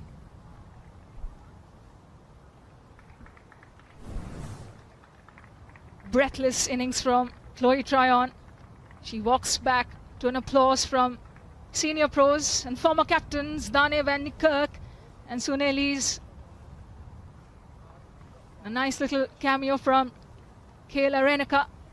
6 to finish off the innings. And some of the best bowlers in that New Zealand bowling unit were taken to absolute cleaners.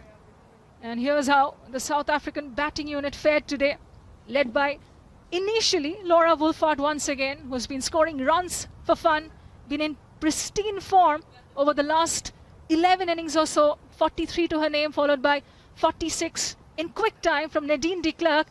But the standout performance, the protagonist of this innings, half-centurion Chloe Tryon, smacking as many as 6 sixes and 3 fours in that 26th birthday of hers.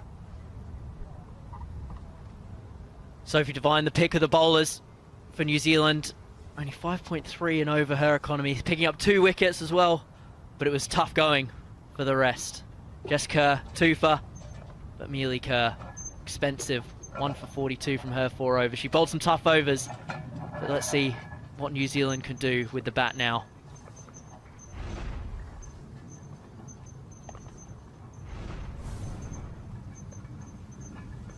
Well, New Zealand had won the toss and had decided to bowl first. Decision not quite coming off in the face of some big hitting from Nadine de Klerk and Chloe Tryon. And as a result of which, they've been set a target of 184 at a more than formidable required run rate of 9.20. Plenty to look forward to in the battle of these 2 giants, South Africa and New Zealand. It's time for us to head into a short break. We'll bring you live action right after.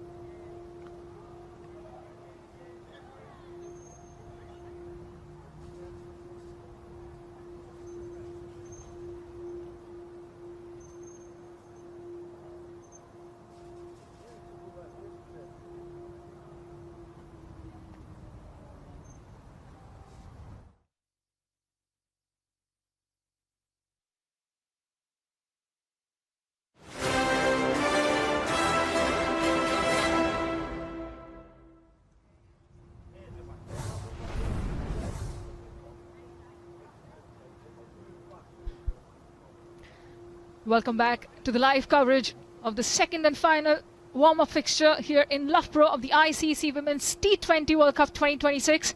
And tell you what, Chloe Tryon, coming in at number 6 for South Africa, lit up the gloomy Loughborough skies with a breathtaking assault, during which she struck 61 of 26, donking the best bowlers of the New Zealand attack all around the park. Yeah, we saw some beautiful stroke play at the top of the innings from Laura Wolfart. She was in the mood. Never particularly good viewing for bowlers. She was sending it to all parts of this beautiful ground here in Loughborough. Started very nicely, South Africa, as they so often do. Today at the top with Sunne Lewis, accompanying Wolfart.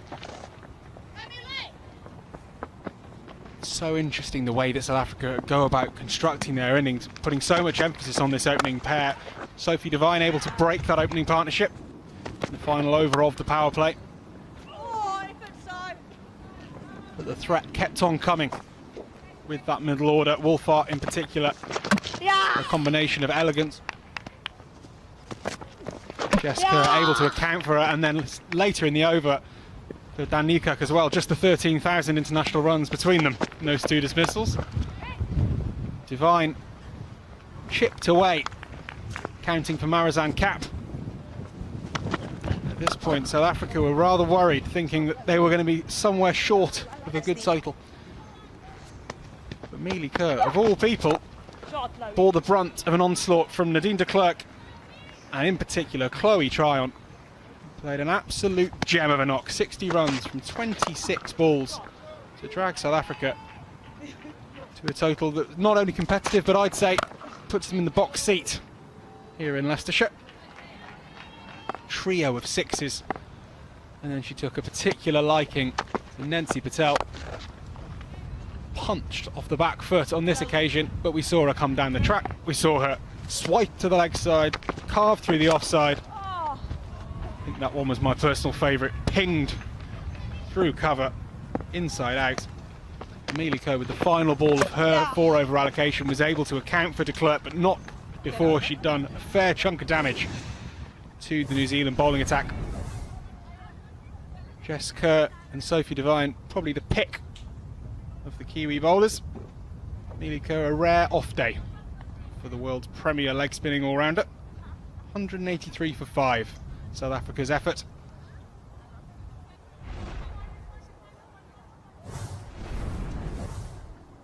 South Africa currently in action against New Zealand are pooled in Group A alongside some real contenders, including 6-time winners Australia, current ODI champions India, and do not forget the field is rounded out by debutants Netherlands and Asian rivals Bangladesh and Pakistan. Top 2 teams from each group of 6 will progress onto the next stage, the semi-finals.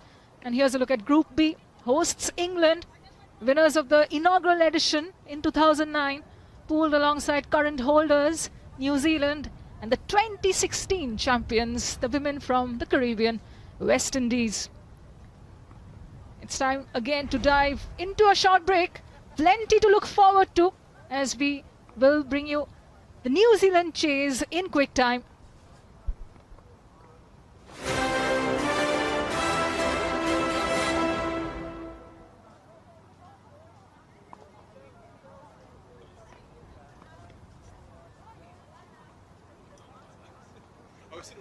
I was expecting it to be choppy, so I was sort of ready for like shot. I was like, run up, wasn't it?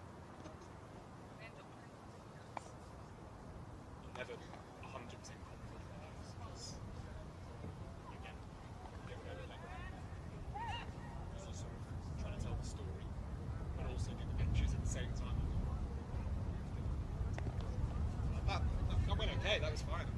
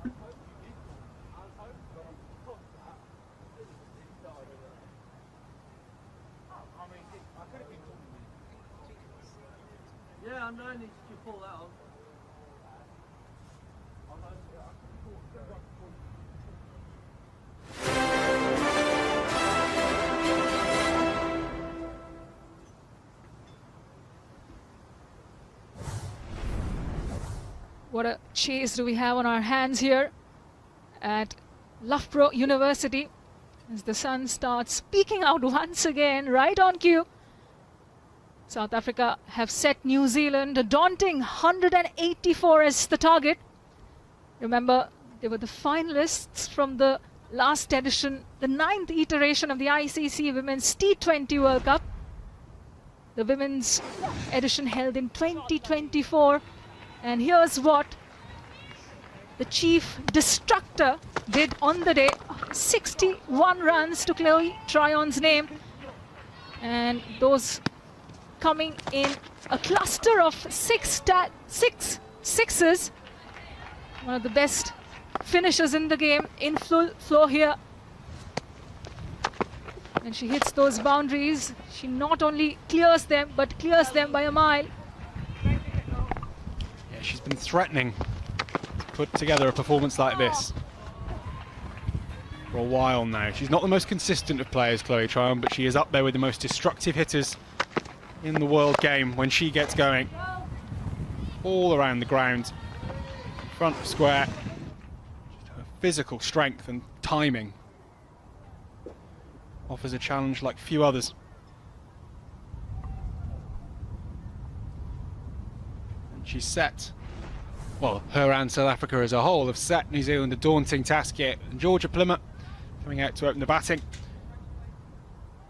Modest returns in her T20I career so far, but she's a very talented player. She'll be looking to get into her work today with this large target in view.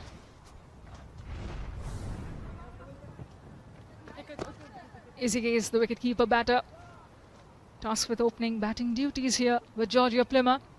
Plymouth, it bears reminding, was one of the standout performers in New Zealand's title-winning campaign in 2024 in the UAE. As far as South Africa are concerned, as expected, Marizanne Kaap to open the bowling and expect a certain Shapnim Ismail to keep her company from the other end.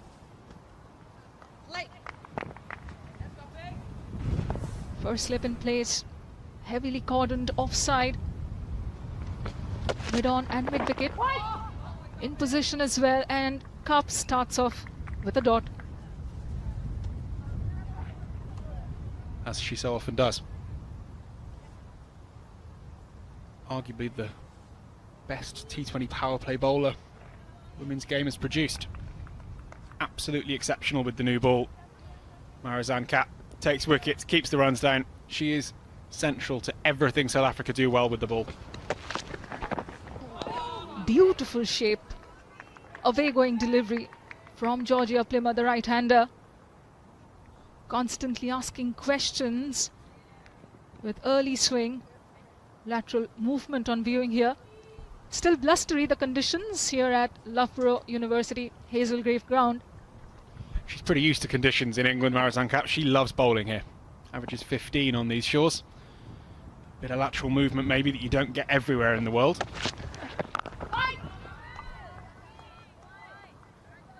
Three dots to kickstart this defense of 183 of South Africa's. It'll take a lot of confidence from that batting performance, Ben, heading into their tournament opener against Australia. One of the stronger favourites in what is otherwise a fairly open Women's T20 World Cup. One of the more open ones in recent memory. Absolutely. Feels like it's there to win. Plenty of the teams in the field, South Africa not least. We were talking prior to this game, just before the toss, to the South African coach, Mandela, who was saying that he is really pleased with where the group are. Everyone's fit. They feel very confident coming into this tournament that they're ready to deliver across the board. Starting with the big one against Australia. It doesn't get bigger than that. Tickled into the leg side First run on the board for New Zealand in this chase of 184. Plimmer gets off the mark and off strike with a single. We saw the way that South Africa constructed their innings, maybe by luck or judgment, but they started fluently and then went into their shells a little bit in the middle before really kicking on at the back end. So New Zealand know that there's different ways to approach this chase. There's different roads that take them to 184. Izzy Gaze tends to be more on the aggressive side of the power play, tries to take the initiative. Will she be able to do so against Marizanne Kapp? Ooh, well bowled. Tidy first over from Marizanne Kapp. Just a single coming off it. New Zealand, 1 for no loss after completion of the first.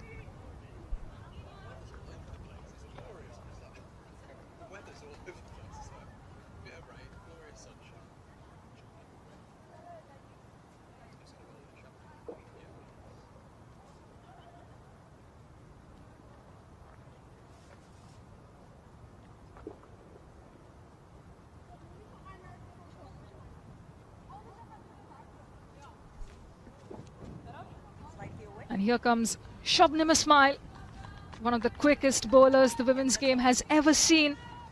About to charge in with that familiar intensity and reputation built on unsettling batters around the world.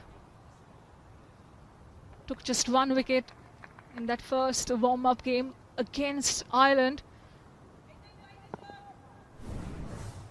Was scouted for a few runs as well by the Irish middle order. Shuffles across, copes the fun. The first one of Shabnim Ismail on the body.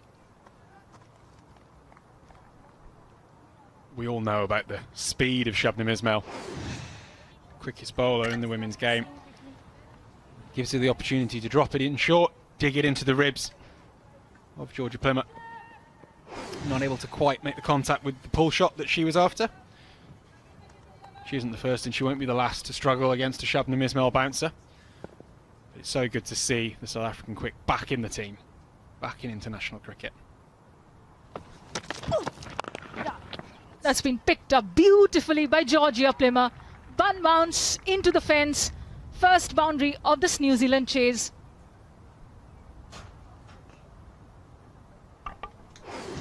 She's picked up the length really early here, Georgia Plimmer. Pulled it into the vacant leg side. Really tidy shot, lovely contact. That's the disadvantage of the pace of Ismail. If you get a good contact, you're not getting after it in the field. 4 runs to New Zealand and to Georgia Plimmer. Slightly wayward, copes it on the thigh pad. Even after all these years, Ben, Shabnim Ismail remains one of the most feared presences on the field with the ball in hand, or even as a boundary rider, one of the quicker ones when patrolling and showcasing her athleticism as an out cricketer. Was quite active on the franchise circuit despite being away from international cricket. 92 odd T20s she played in that interim of 3 years. Smashed. That's a shot and a half, I tell you. Izzy Gaze gets off the mark with a good-looking 4. Well, we're talking up Shabnim Ismail, and she keeps interrupting us by conceding boundaries. New Zealand are not cowed of the South African great. They're coming at her. It's a lovely stroke from Gaze. Simple batting, hit the ball where the fielders aren't. And there's no one back straight on the shorter hit. Not the cleanest of contacts. It doesn't matter, and it's 4 runs. What have you got, Shabnim Ismail? Nicely guided off the back foot. There is a deep third fielder there. Marizanne Kapp keeping it to just a single run. Yeah, that's more of the old school Ismail. We've seen it since she's come back into the South African side. She's doing things slightly differently. She's moving the ball a little bit more back into the right-hander. And South Africa are using her a little bit differently as well. They're front-loading her overs. They're looking to use her in the power play. Really try and take teams apart in those first 6 overs. Well, so far, New Zealand have met the challenge full on. Oh, copes it on the body once again, does Georgia Plimmer. Loud appeal, not given. End of the second over. New Zealand, 11 for no loss.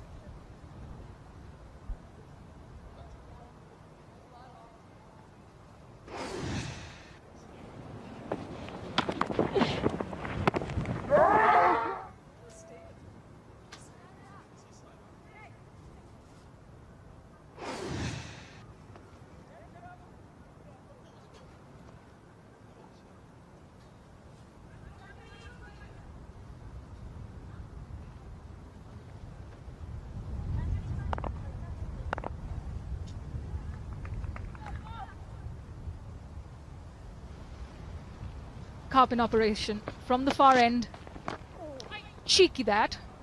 The execution all over the place from Izzy Gaze.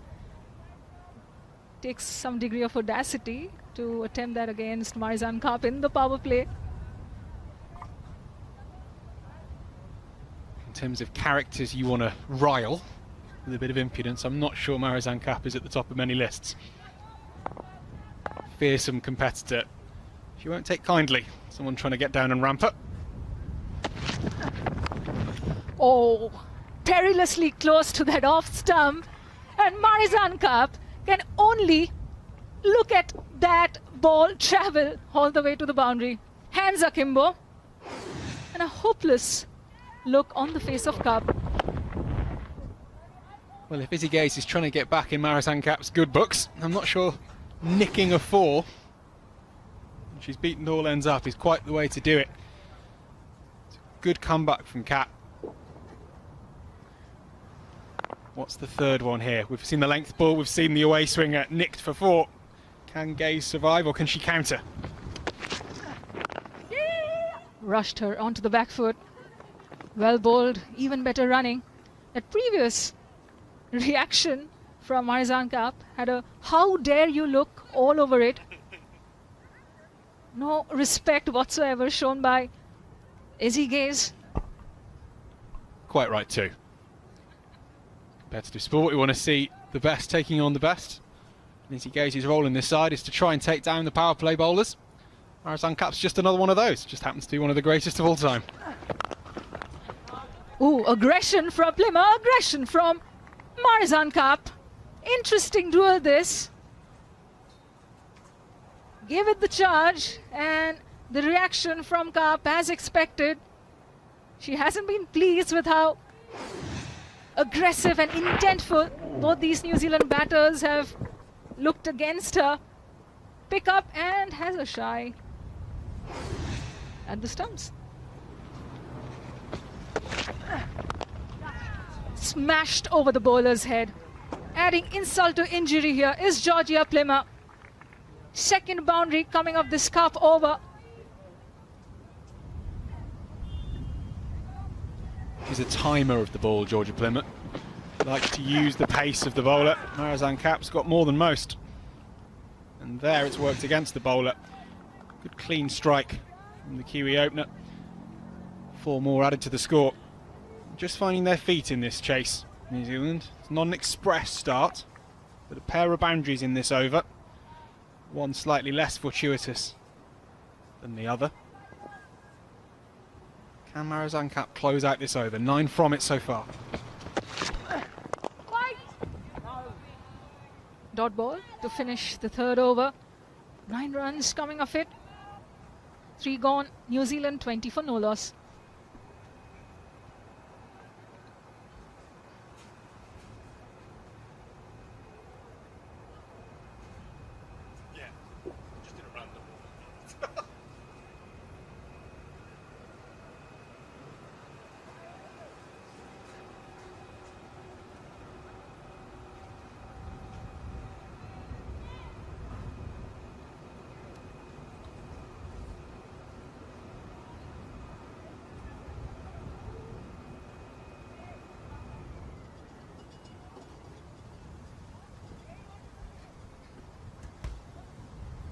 First change rung in the form of Firebonga Khaka.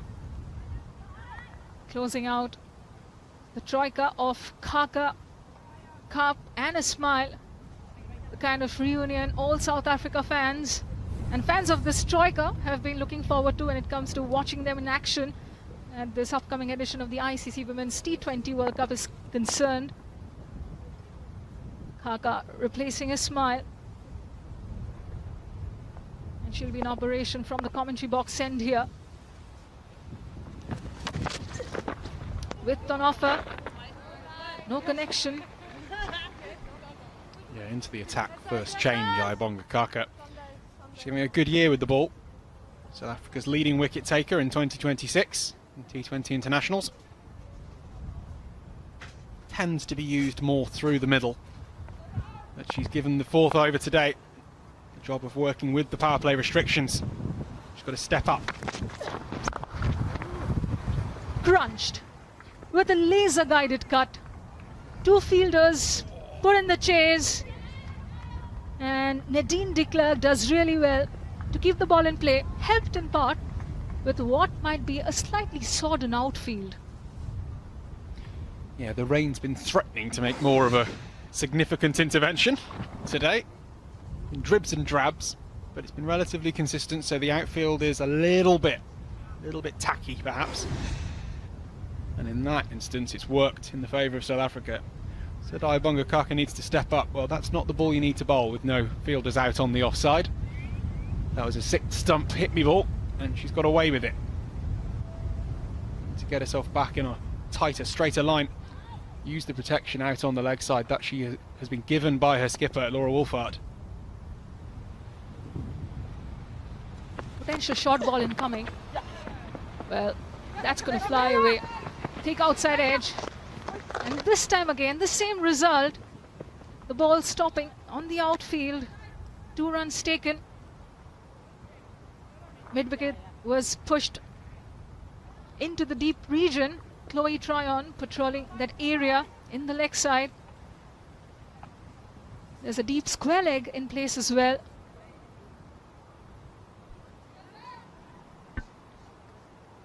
As you can see there, that field setting really inviting New Zealand to look for the boundary option on the offside. Both Plimmer and Gaze being given that opportunity. Nicely played off the hips. Save the legs, says Georgia Plimmer. Brings up a 3rd boundary of the innings. It was a wayward delivery that deserved the treatment, and the treatment it got. Yeah, I'm not sure Laura Wolfhart's very happy here. She's setting a field for Kaka to bowl tight, not down leg, even with protection down there on the boundary.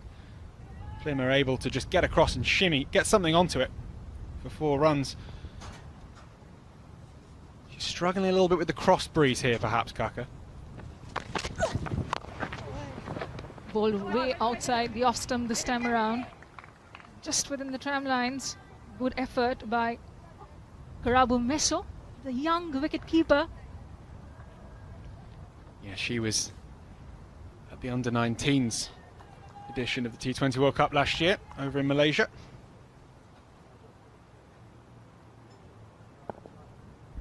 Shabnam Ismail is able to struggle with the cross breeze from this end. I think Ayabonga Kaka is allowed to as well. I'll give her that. Shot. 3 fielders chasing that. 1 more from the previous 2 attempts. And 2 runs come off that final delivery of the Kaka first over. 4 overs gone. New Zealand 31 for no loss.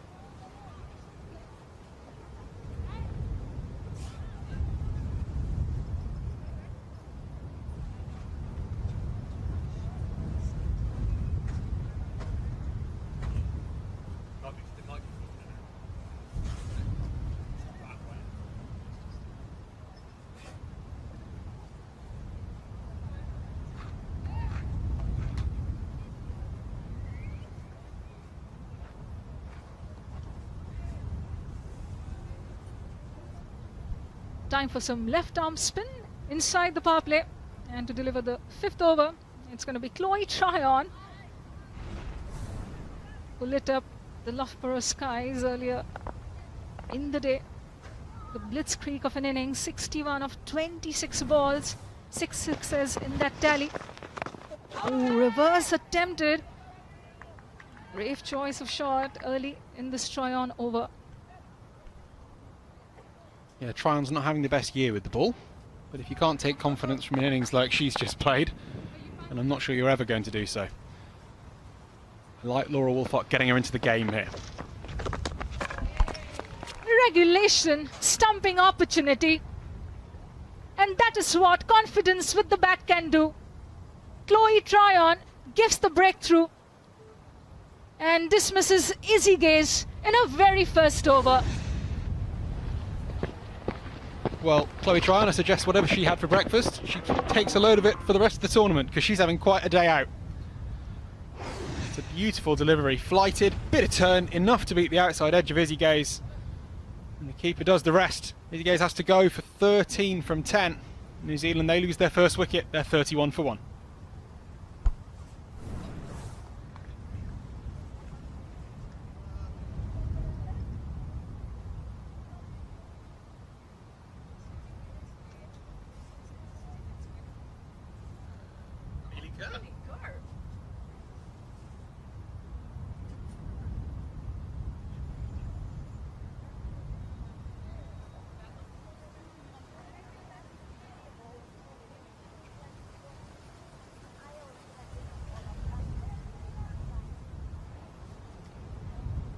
Right then, Milika, the skipper, in at first drop after the departure of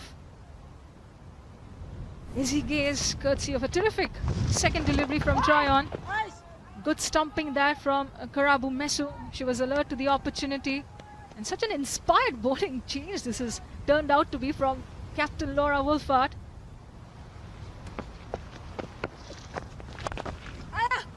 Pulled away, well stopped by Khaka at short mid-wicket. Yeah,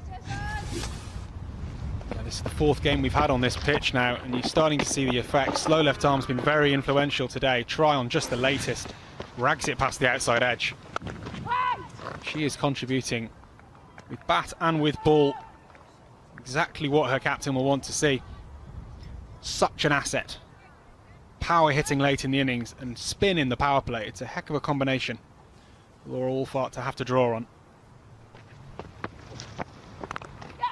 Back and across goes Milika, well stopped by Danny Kirk. Wicket taking over from Chloe Tryon. 5 overs gone. New Zealand 32 for 1.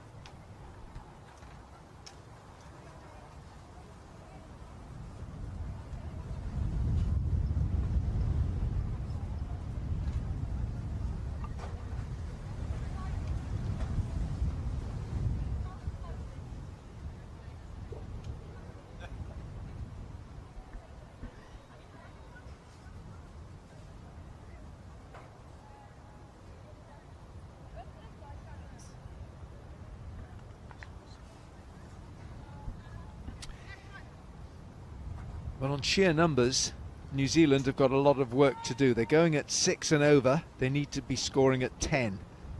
And Shabnim Ismail, one of the best proven fast bowlers, who's had 3 years out of cricket. She's returned. She said she missed the dressing room. She missed being with her teammates. So she's back for South Africa. Cameron Steele is alongside. Cam, I guess when you spend a long time out of the game, in her own mind there could be some doubt that she's coming back into a World Cup tournament. She's a world-class performer and she gives South Africa a bit of a cutting edge, doesn't she, with her pace? Tell you what, if I had an action like hers, I would have no doubt about coming into a major tournament.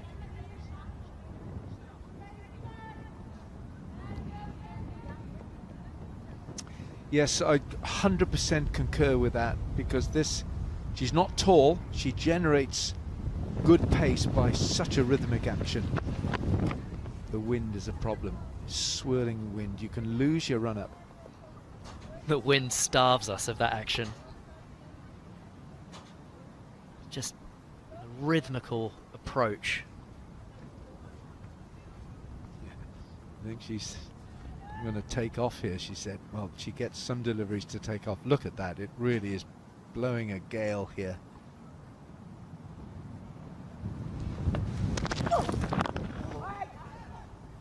This is a good contest. You're looking at Mealy Kerr, one of the great players in the women's game, against one of the great fast bowlers. Cam, you're on about this action. Let's have your thoughts on this.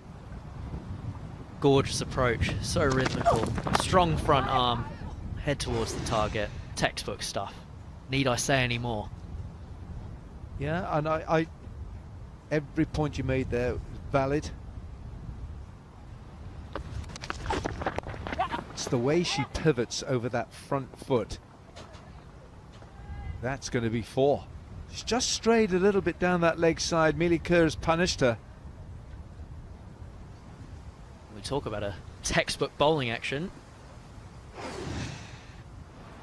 Mealy Kerr's got a nice technique herself, and that is Beautiful timing. Great position, eyes nice and level. All she needed to do was tuck it away to the fence. 4 runs, Milika.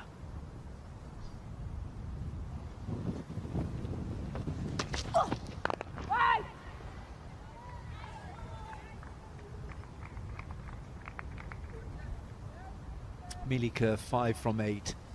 She knows that she can play the long innings here. If she's going to get her country over the line here, she's got to be there at the end. You feel that it has to be a significant contribution, a large contribution from the skipper.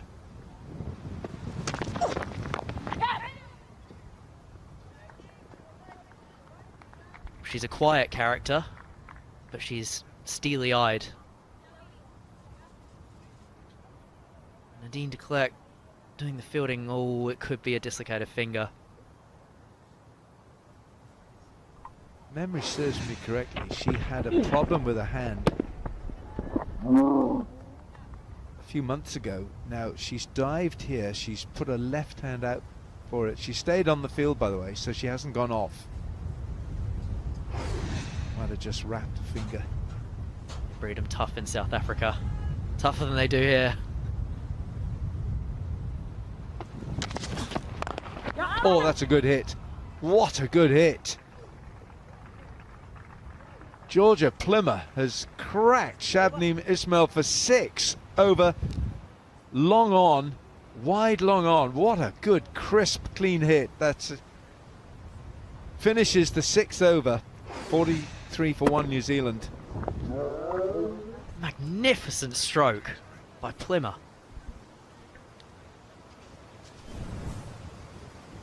Just exquisite timing.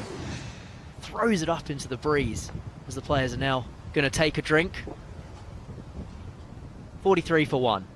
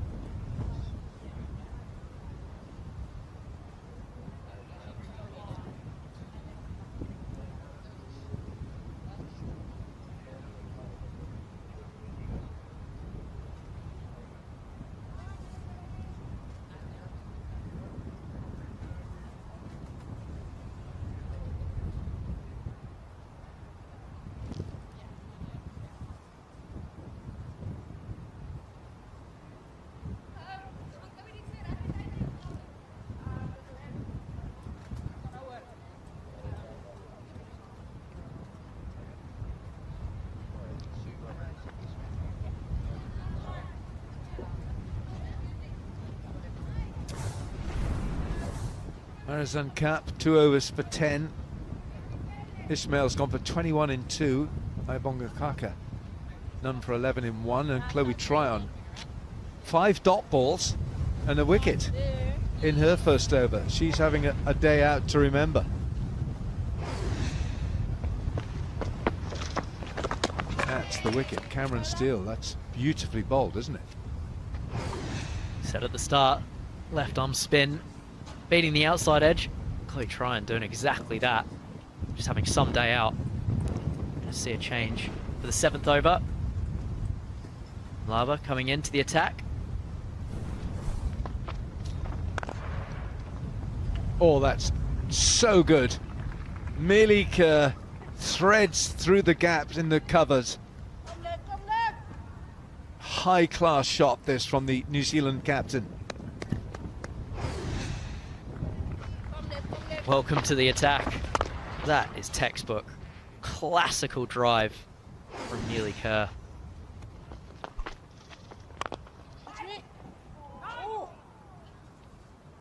Not sure, I think that's absolutely belted. Is it Marizan? No, it's Laura Wolfhard, the skipper. She's taken one for the team here. I can hear it. That will sting. It's a cold day. Look at this. Oh, straight on the shin. They really hurt. Looks uncomfortable. And Kulu Mlaba has just got away with... oh, what a good shot. What I like about what Mealy Kerr has done here, we always talk in T20 cricket about targeting the first and the sixth ball of the over.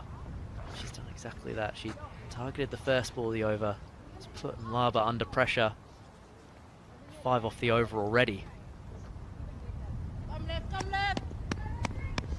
Yeah, not much between the two teams. New Zealand 48 for 1 at this stage. South Africa were 51 for 1, just 3 runs in it.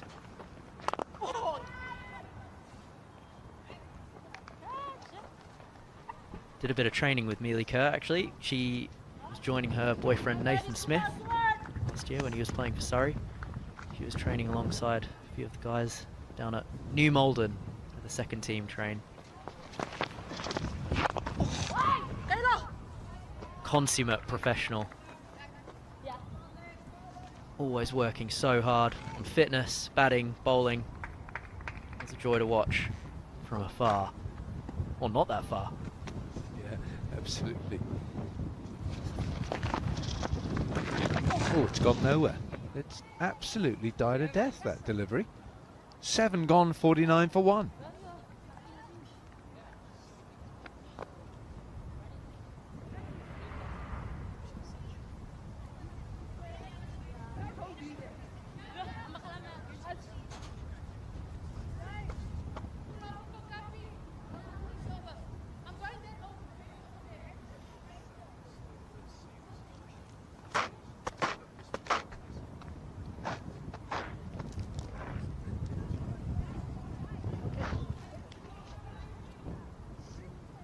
Seven overs gone.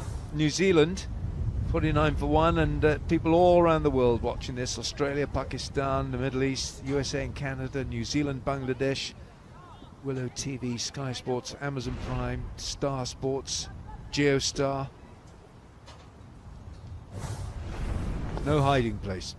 Sri Lanka, Singapore, Caribbean.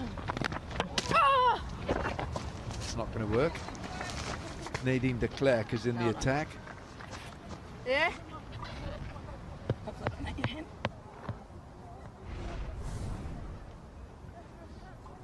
Nadine de Klerk, 60 wickets in an 82 match career. He's a wealth of experience to this South African side.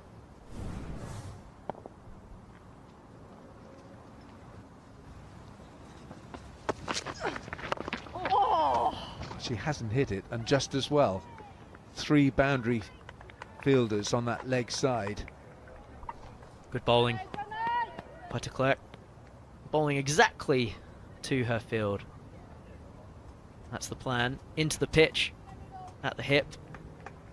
Get him hitting out to the longer side.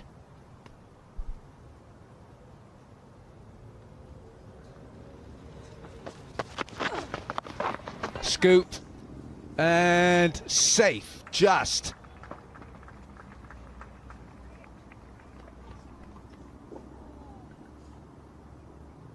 Nicely done from Mealy Kerr. Key here was not panicking and trying to get it too far over. Keeping her wrists firm there and getting it over Mlaba at short third. I'd like to hear from you, Cameron, the mentality, the thought process of that shot, given how strong Mielicke is down the ground. The modern way of thinking. Could you give us your take on that? Good 2 runs. Very good second run. Mielicke would have been thinking, after the previous delivery that was into the pitch and got Georgie Plymmer to hit into the leg side, that the ball would be a similar length, because it worked so well. So she can just, with those 2 fielders up, if it's pace on, she can get in the position to scoop and back herself to get it over them. It's night. Especially with the keeper standing up as well, it means she can't run down the wicket and try and hit it over mid-off, which is the only fielder up. But we have seen all day today some of the most fruitful shots have been down the ground towards the shorter sides, and with this pitch as well, which generally hasn't really had the pace to get anything over the keeper's head.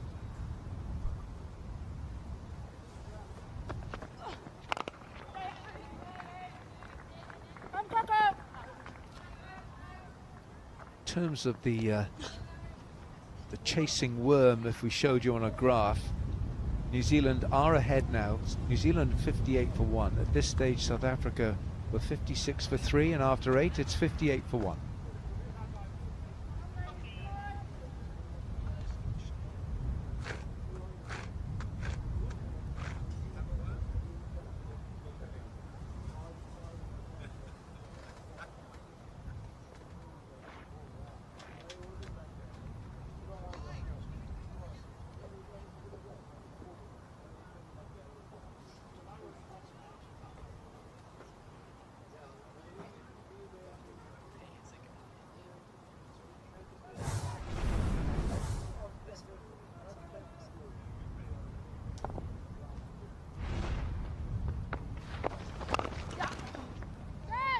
Sort of a chip from Georgia Plymmer.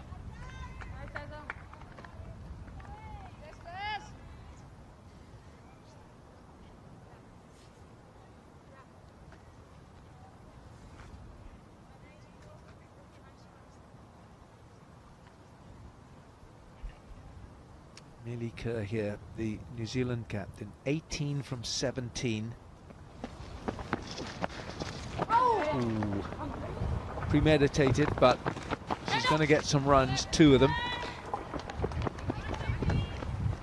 Very nice from Mielicke. Only 1 fielder at point, so she's trying to change the field now. Get herself a boundary or move someone from mid-wicket. Perfect ball for it. Goes straight down the ground. Straight back over Chloe Tryon's head. I think it could be 6 this. It is 6. Umpires now signalled it's a 6. Classy 1-2. A reverse sweep, then down the pitch. Classical into the sight screen for 6. Waits for it and will get the reward. 4 more to add to the 6. So tough here for Chloe Tryon, and she is changing the field now. She's going to leave mid-wicket open. Perfect technique here from Mielicke. Into position early, but able to just wait until the ball spins onto the middle of her bat. Perfectly placed. 4 more.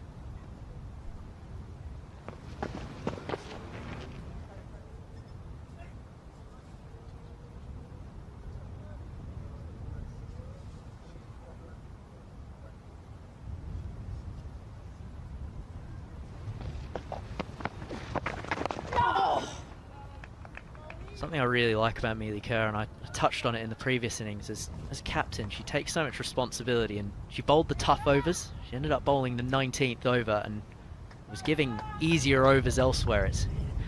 I know as a leg spinner, you want to give yourself the easy, cut yourself as a little bit of slack, but she's really standing up in the tough moments. And so beautifully struck for 6. Mealy Kerr is laying on an exhibition here of the finest stroke play. 9 gone, New Zealand 77 for 1.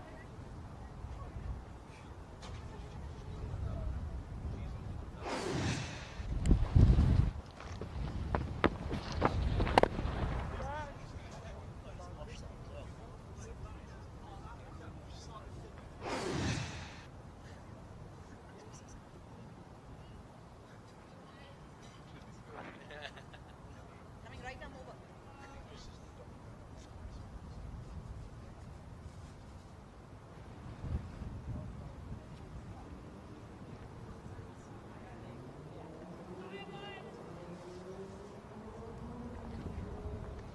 77 for 1 at this stage. South Africa was 63 for 3. Ayabonga Kaka now.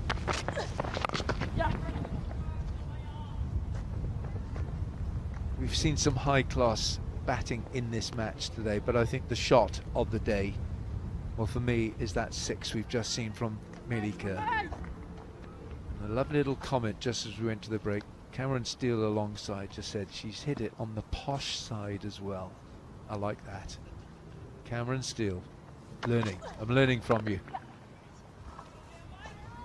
Do you want to explain that one for our viewers? You can still call the offside the posh side, can't you? Here it is. See? With the keeping the weight, the shoulder into the ball. If it was agricultural, it would go over cow corner. I like that.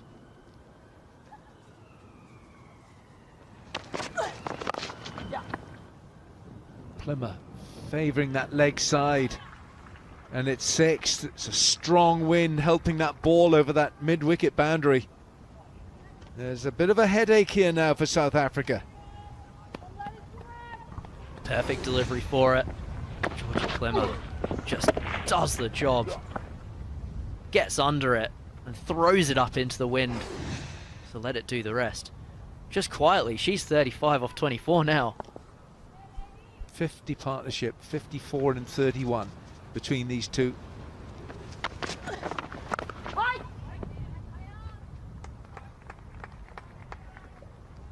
To put themselves in a strong position with this chase. 9 wickets in hand. And now under 100 to get. These are the sorts of wins, even if it is a warm-up game against some of the biggest sides like South Africa. This brings massive confidence going into the real thing. Yeah, that's the, you know, yes, it's a warm-up, but at the toss, both the captains said they really are feeling in business mode for this. It's a wide, surely a wide. But what fantastic practice this is for a major tournament. A great facility in conditions that are seriously English, that you could be coming up at different times in the comp. It's about as good as it gets in terms of preparation. Well, yeah, and you know, the weather is not guaranteed to be sublime and beautiful for the rest of the month. It's almost another wide. I think Ayabonga Kaka is worried about getting too straight to Plymouth because she's been pummeled over that mid-wicket using the strong wind. I just think the two fielders on the leg side are a little too far apart. Deep square and cow corner, they're a long way apart. Great shot. Down the ground, straight back over Kaka's head. 10 gone. New Zealand are in the pole position here. They're 91 for 1.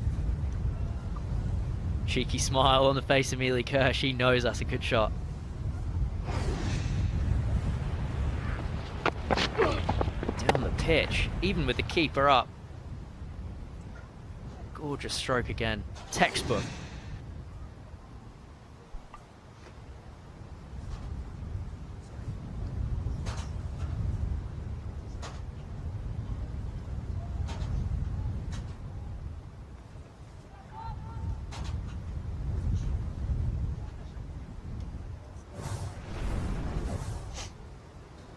The partnership between Georgia Plymouth and Mealy Kerr now with 60 runs of 35 deliveries as the skyscrapers keep growing here in Loughborough. 10 overs gone. Thick inside edge as Cup comes back into the attack, and into the commentary box does Ben Jones. Hope to have a similar impact to the returning Marizanne cap. No, this has been quite excellent from New Zealand, the way they've managed this chase so far. Got through the early threat of the new ball with just one down, and then they've gone about in the last 4 overs dismantling this South African attack. Nicely put away by Plymmer. The kind of aggression and injection of momentum that Meeliker has brought to this chase has been such a delight to watch, but so very characteristic for an all-rounder of the caliber of Meeliker. Well, it's captain on captain at the moment in terms of Meeliker's arrived at the crease, kicked on, and got the required rate down to 9.5. Laura Wolfart had to respond. She's done so by bringing back her star bowler. Meeliker's responded by smoking her back down the ground for 4. This is quite an innings from the New Zealand captain. Forward that back over the bowler's head. Nadine de Klerk with the dive, but in vain. 8th boundary for Meeliker. 6 fours, 2 sixes. She's not taking her foot off the accelerator. Shuffles across. Look at that precision. Goodness gracious me. She's making it look so very easy and even between the running between the wickets. On the money once again. Precision from Meeliker, less so from Marizanne cap, who lost her length. Nicely carved away by the New Zealand skipper. She's motoring now. South Africa really need to get a wicket here to get some kind of control, because at the moment Meeliker is taking this game away from them at a rate of knots. Ingenuity, hit the bullseye and brings up the 50, does the New Zealand skipper. Meeliker making short work of this chase and doing so in flamboyant fashion. Back-to-back half centuries for Meeliker. Another 50 for Meeliker, 100 up for New Zealand. Been an exceptional display of control and threat, variety of stroke play. Everything that we've come to see from Meeliker, and here's yet another example of it. Out to the fielder in the deep. 11 gone. New Zealand, well, they're motoring. They're 103 for 1.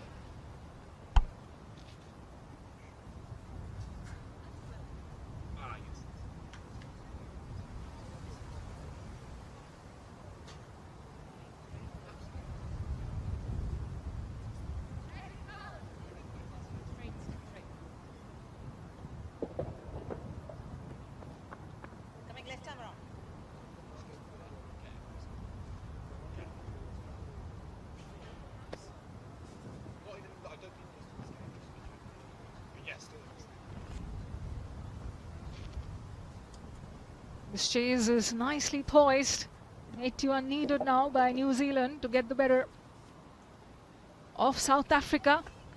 All of the pace bowlers have gone for runs. Cap 22 of a 3 overs, Ismail 21 of a 2. De Klerk 9 of a first over. Glorious, inside out, right out of the copybook. Brilliant, good looking stroke that from Meeliker. Come lads. Really nice control from Kerr here. Not overhitting it. Beautiful swing of the bat. She knows she's not going to go all the way. She's looking for the 4, not the 6. Just lefty. Just using what little pace was on the ball. She's managing this chase expertly, as you would expect for a player of her calibre. She brings Georgia Plymmer back on strike. And she's done her bit. She's done more than her bit. She's striking at 133 as well.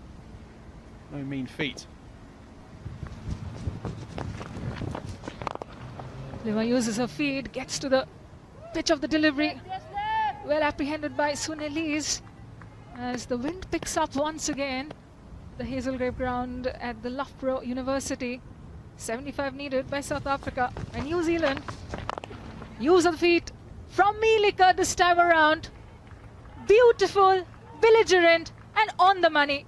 She's dealing in sixes. Make that her second of the innings. In fact, it's a 4. 9 so far in a knock. I think Malaba needs to take a beat here. She's racing through her over. Barely got the ball back in her hand before she's releasing it. Sometimes when the game's drifting away from you, as it is, and drifting rather quickly, it's easy to get back to your mark and just try and fire it through. When you're on top in the game, I think it can work as a strategy. Almost sneak through your over. But when you're being hit for boundaries, just take a second. In this instance, the ball didn't come back that quickly, so she's been forced into it. Can she use that to her advantage? No run. Speared in wide, crunched straight to point.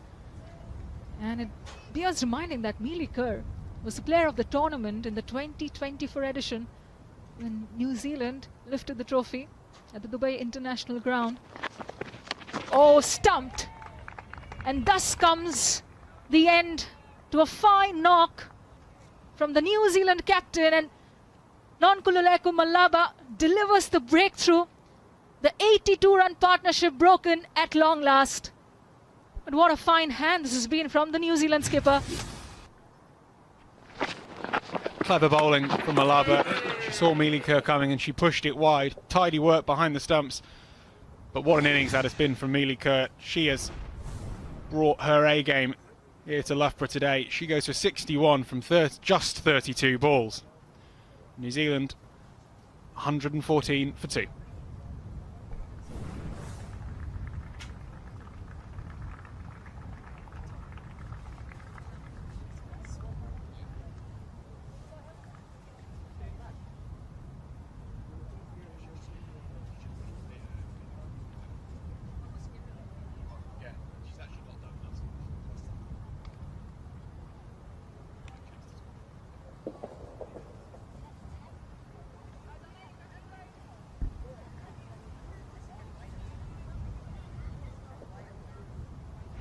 The incumbent captain of New Zealand makes way for her predecessor, the first ever World Cup winning captain for the White Ferns, Sophie Devine.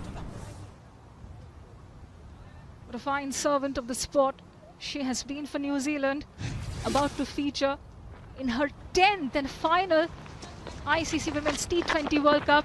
And she's out there because Nonkululeko Malaba outfoxed Mielicke with that wide of offside delivery. Spears it on the 6th stump line once again, and there is some drift on viewing. End of the 12th over, New Zealand 115 for 2.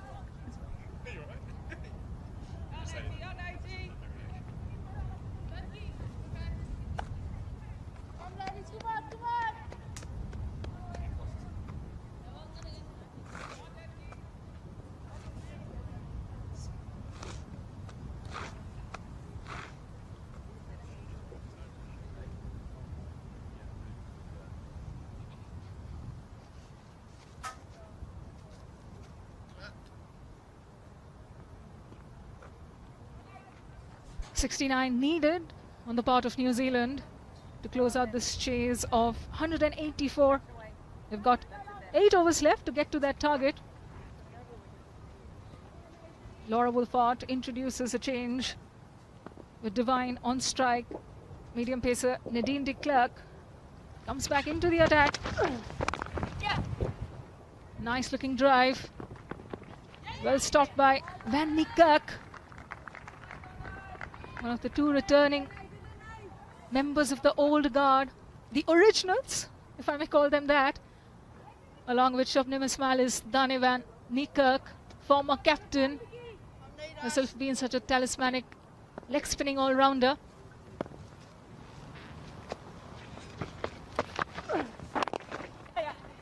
Pushed her onto the back foot, nurdled for a single into the leg side.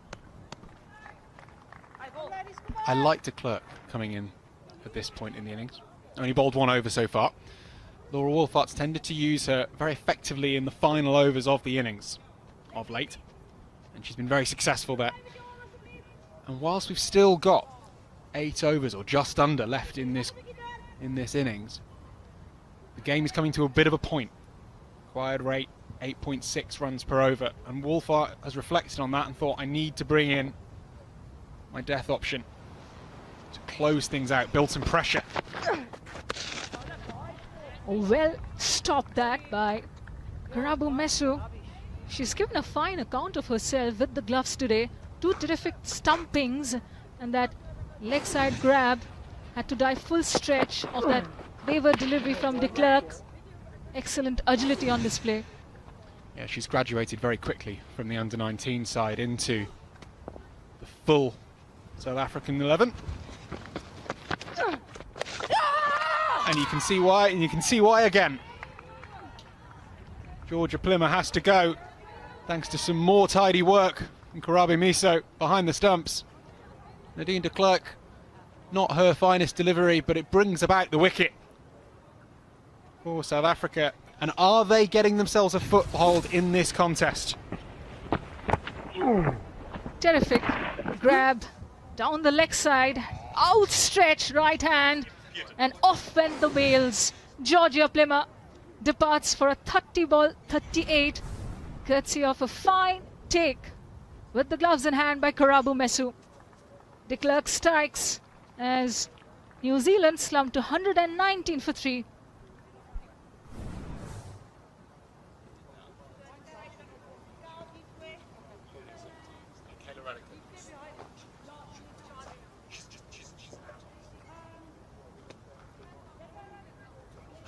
She got that brace. I can see Renica. Yeah, in a real game, it matters. Didn't expect to see it.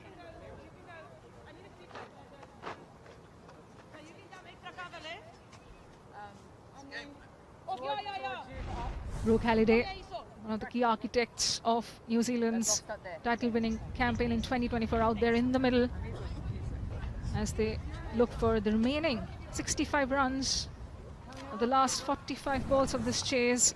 180 for the target. 2 new batters out there in the middle. And with Karabu Miso, the wicket-keeper, the youngster, performing as well as she has done today, it begs the question, will South Africa pick her ahead of Sinalo Jafta come the tournament opener against Australia in a couple of days' time? Nice looking lunge forward, driven for a single run.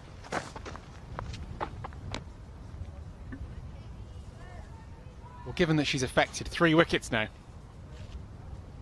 we'll file that one under good problem to have for South Africa. Bounty of options behind the stumps. Well, regardless of who they do go with in the 11, the keeper will know there's pressure on them from the bench. It's only going to drive standards up. Good position to be in for South Africa. Well bowled, excellent reflexes. Look at that pick up and throw. Athleticism of the highest order from one of the best all-rounders there in world cricket right now, Nadine de Klerk. Yeah, great commitment from de Klerk. Not sure how the South African coaches will be feeling about her throwing herself around like this, given she almost dislocated a finger earlier in the field. She's putting her body on the line here in Loughborough. Maybe save something for the tournament proper, Nadine.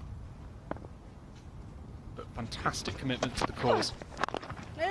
Once again, terrific stop of her own bowling. Back-to-back dots to close out the 13th over. New Zealand 120 for 3.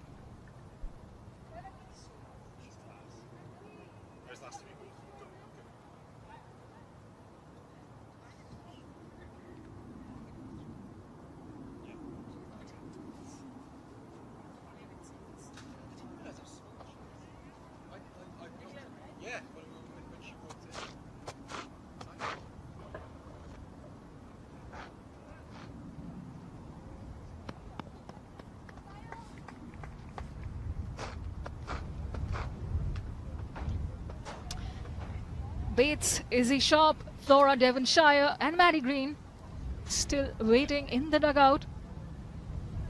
And here, shepherding this chase at present is Brooke Halliday, along with senior campaigner Sophie Devine. Another change rung in into the bowling attack. Kayla Reneka. Nice delivery first up. Pitching it on leg stump. Another South African to graduate from the under-19s team. The under-19s edition of this competition last year.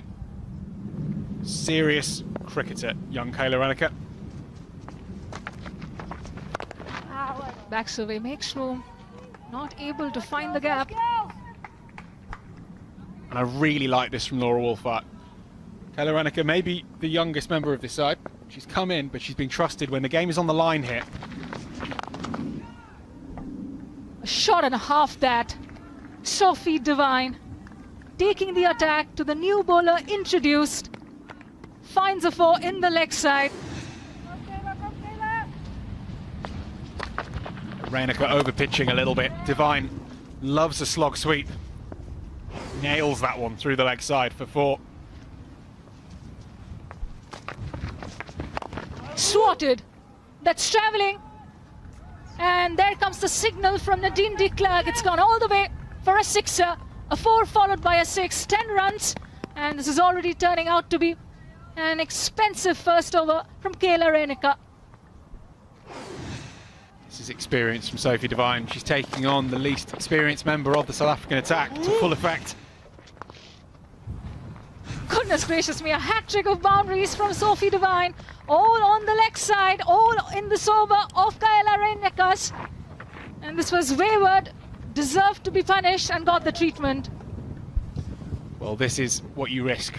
Laura Wolfart brings in the youngster with the game on the line. Stand by the fact that it's important to give youngsters opportunities in this kind of situation, but Sophie Devine has taken a real liking to the young off-spinner. She needs to get out of her over now. Bunted, stand and deliver from the former New Zealand skipper. What an over, this is turning out to be 6 boundaries and there's no stopping Sophie Devine. Absolutely breathtaking. 4-6, 4-6 of the last 4 deliveries, and Reneka's opening over turns out to be a 21-run affair. End of the 14th, drinks are taken, New Zealand 141 for 3.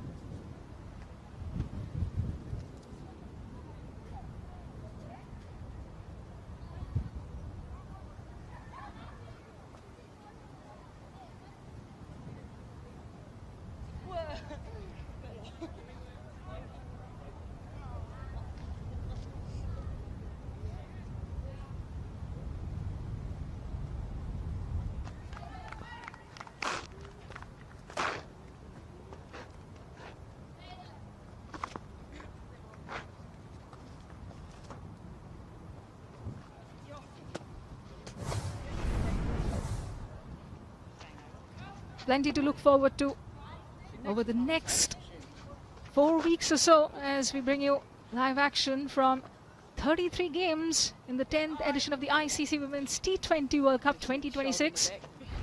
All continents covered. There's no reason why you shouldn't be following this Women's World Cup, the biggest competition yet in the women's game, comprising 12 teams.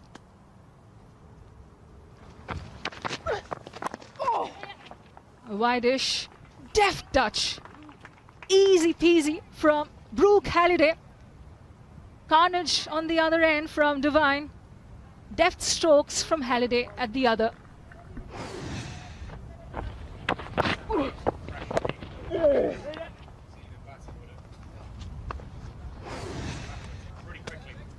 Brooke around.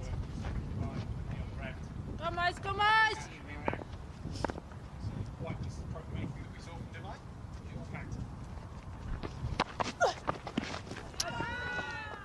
Misses out on the slot sweep.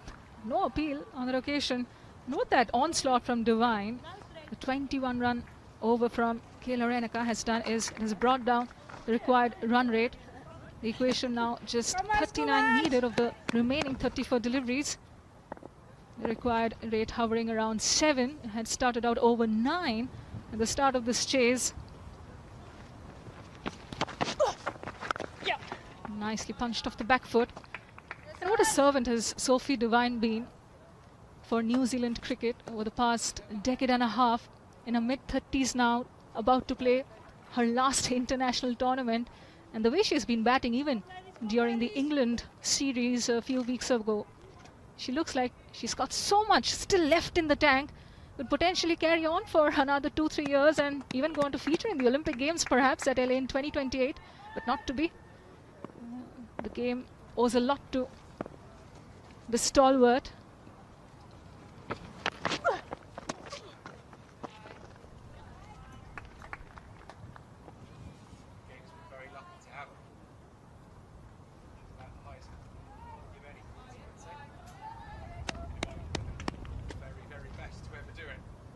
Come on!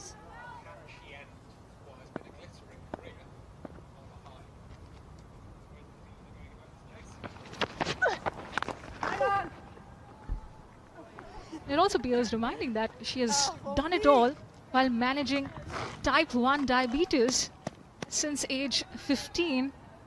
Has to take insulin so many times throughout the course of a match. Never easy juggling such a lifelong medical condition and professional sport. Hats off to Sophie Devine. She's made a full toss out of that and sent it packing towards the deep mid-wicket ropes. Another boundary, making it look oh so easy now is Sophie Devine.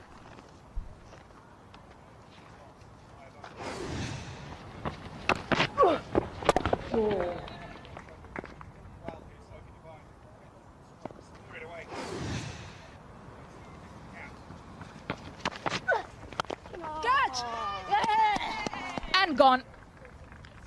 There comes the big wicket of Sophie Devine's, and it's Laura Wolfart who holds her nerve and takes that catch. It was travelling, was powerfully struck by Devine of Khaka, and that concludes the 15th over. New Zealand 151 for 4. It was there to be hit, got down on a knee, just didn't get the elevation, Sophie Devine, but this has been quite the cameo, I tell you. Departs for a 13-ball 28 featuring 3 4s and 2 6s.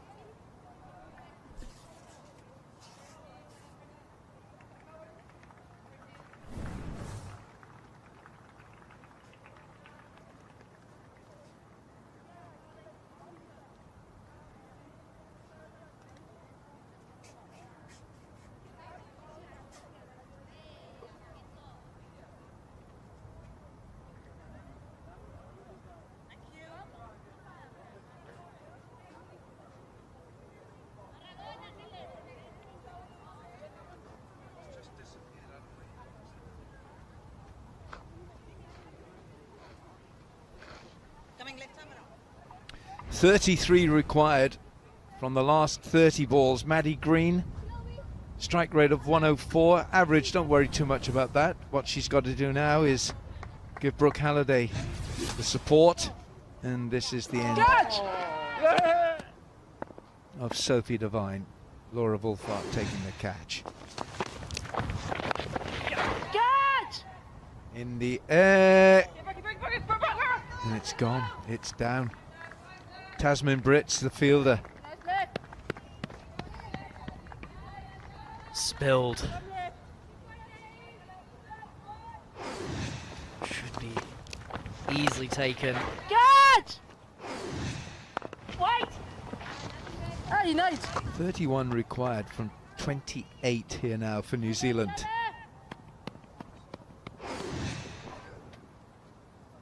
Oh, she'll have wanted to have taken that, but everyone drops them. It's worth a shout, isn't it? Worth a shout.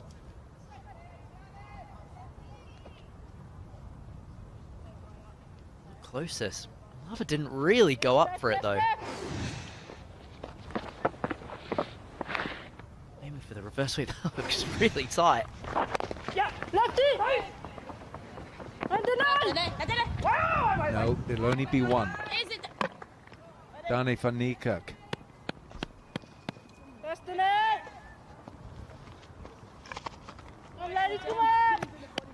It's all action this over. Catch, direct hit. Close appeal.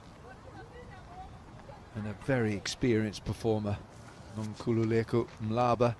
She's got another over to go after this. I'm sure she'll bowl it. Looks a cool customer. Unfazed.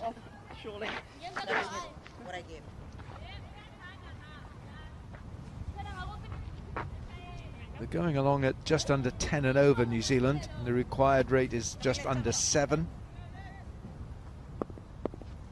The wicket here makes it very, very interesting.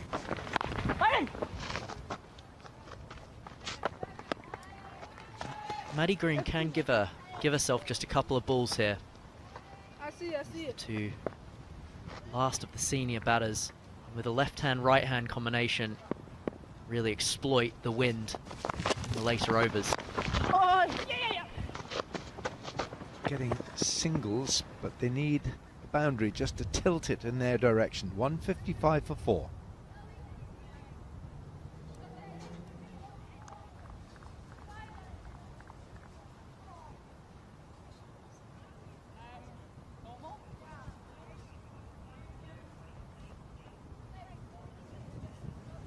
Come, ladies, come on.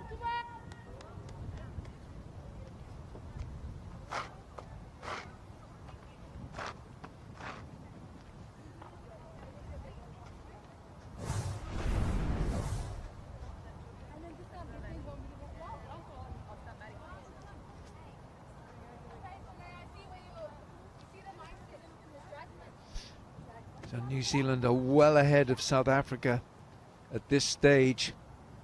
155 for 4. South Africa were 120 for 4, but they had Chloe Tryon, Nadine de Klerk at the end. It's a bad ball. It's down the leg side and it's been punished. Can't go down there. South Africa have got to bowl tight here. They've got to make New Zealand really sweat for these runs. Poor start by de Klerk. Not where she would have intended, especially with those two up on the leg side. It's a freebie. It's just 25 from 23. Gets Maddie Green into her work. Played a bit for the Blaze.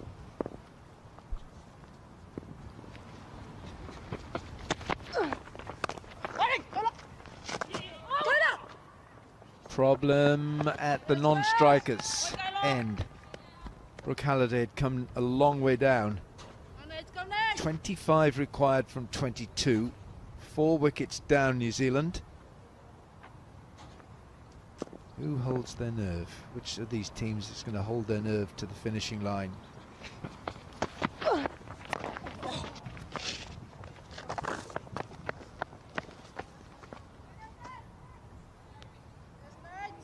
What do these two batters have to say to each other out in the middle there, camera? What do they got to say? They look at the scoreboard, they need 24 from 21.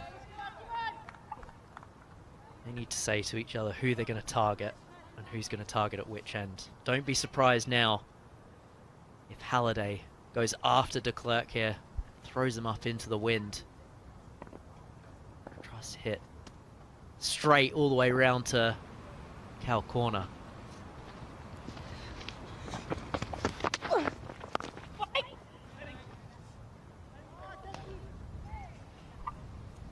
Well executed by de Klerk, keeping her playing on the offside. Could be a massive strength, having left-hand, right-hand combination at the crease. And what New Zealand don't want to do is leave this to the very last. They don't want to be scoring, looking to score 12, 14 from the last over. Looking leg side. Looking leg side and just getting the single.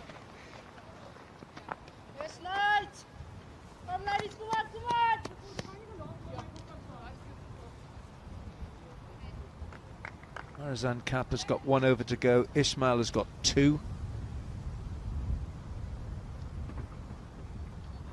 Mlaba's got 1 to go. Options for the South Africans here.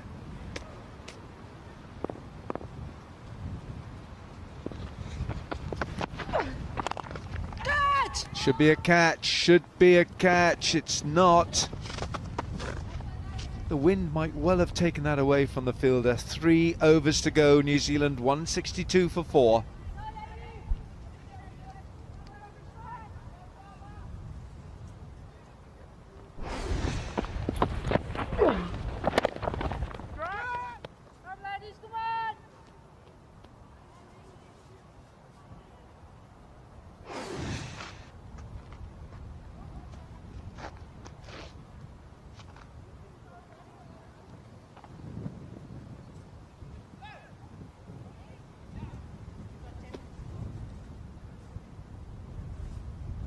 Well, Mlaba's going to have her final over here, and I'm not that surprised. 22, 1 for 22 in her 3. I think this is the key over here for South Africa. Can they get a wicket here? Oh dear, it's wide. Yes, lefty. So impressive by Mlaba. You saw her dismiss Mealy Kerr with a wide ball. Watches right till the last second and reacts. It's gone a long way over at the offside here this time.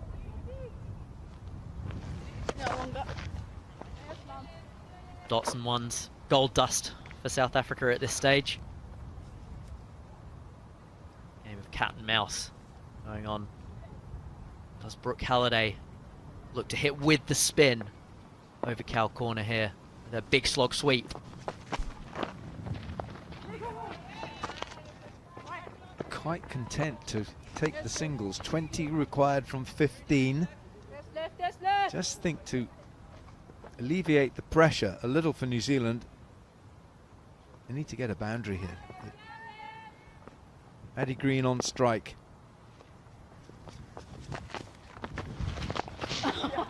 It's an absolute moon ball from Mlaba.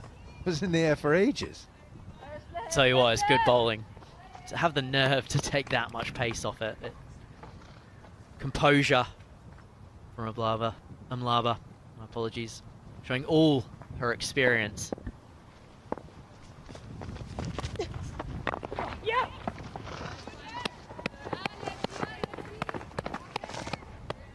One more ball to complete the 18th over. New Zealand still 18 short. They want 18 from 13.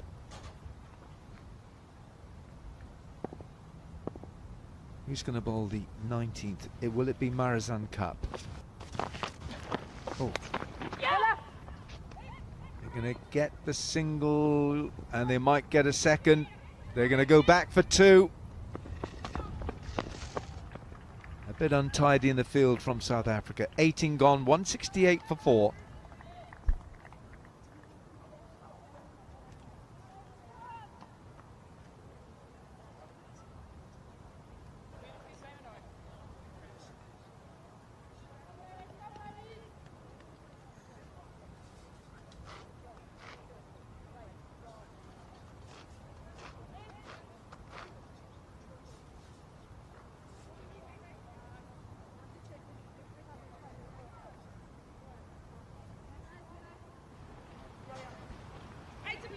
It's going to be Nadine de Klerk.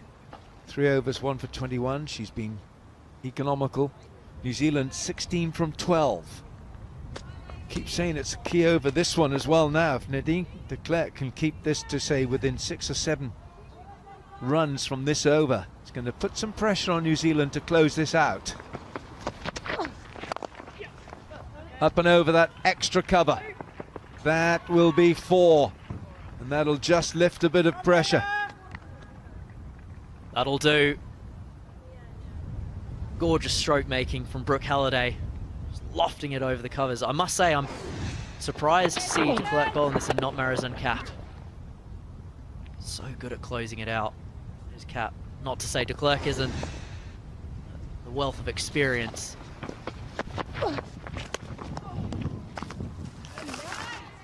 Just sensed for New Zealand that 4 off the first ball of this 19th over just calmed them down a little. 12 required from 10. And this is a good test of New Zealand's resolve. 2 middle order players.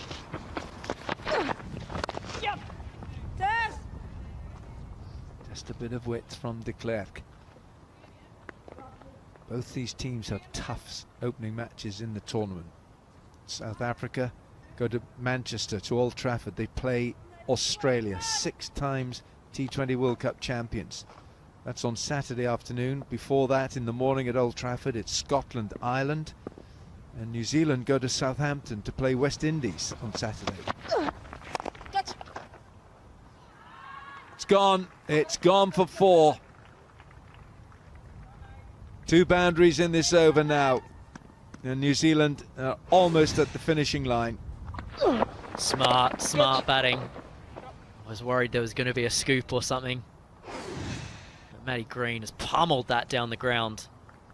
Perfect option. 7 required off 8 deliveries.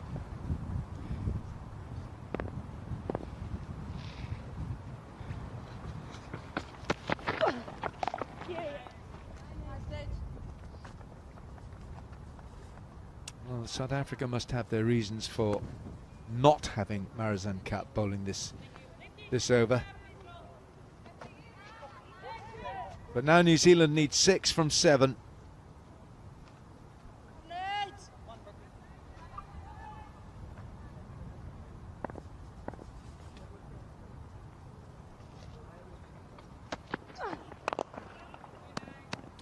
Single off the last. So 11 from that 19th over. New Zealand need 5 from the last.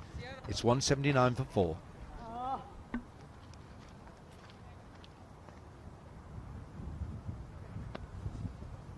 on, ladies, come on, come on!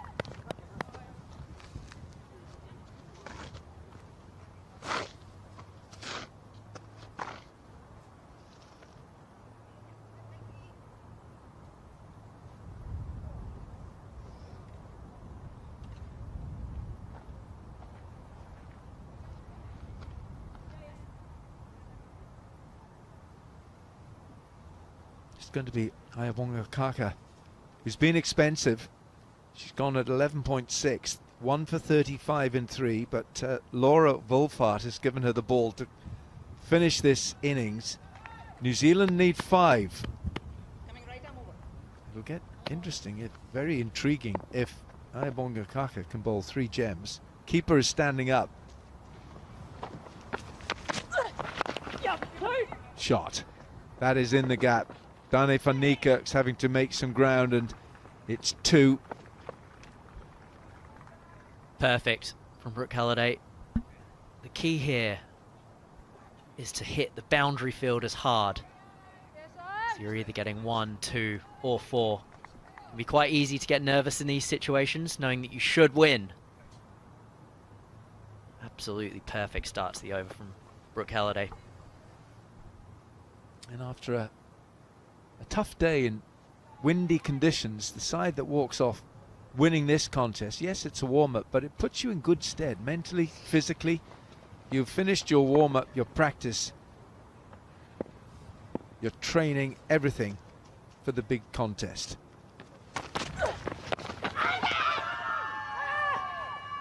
It's been given. The LBW has been given. And Halliday's gone.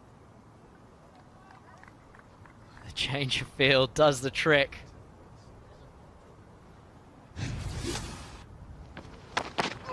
Short third had just moved into mid-wicket. Brooke Halliday thought she would try and make the most of it. A little reverse dink.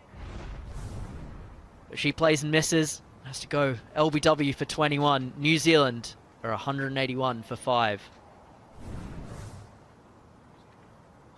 3 runs now.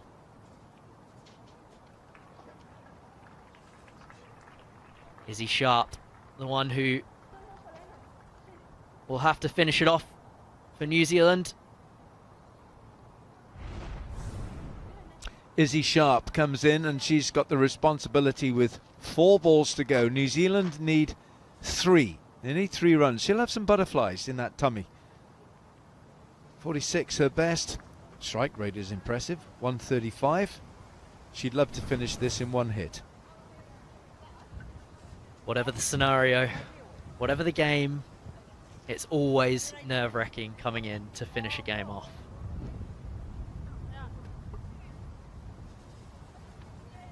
Ayabonga Kaka 2 for 37 now. Izzy Sharp comes in. Maddie Green's on 15 at the non-striker's end. Smiling with confidence or with a little nervousness? Maybe. 3 to win for New Zealand. 4 balls remaining.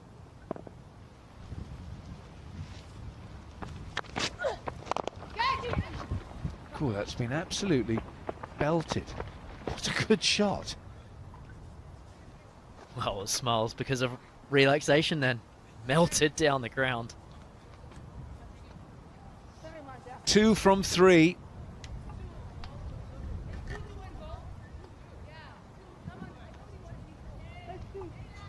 Two for New Zealand to win this match against South Africa here at Loughborough.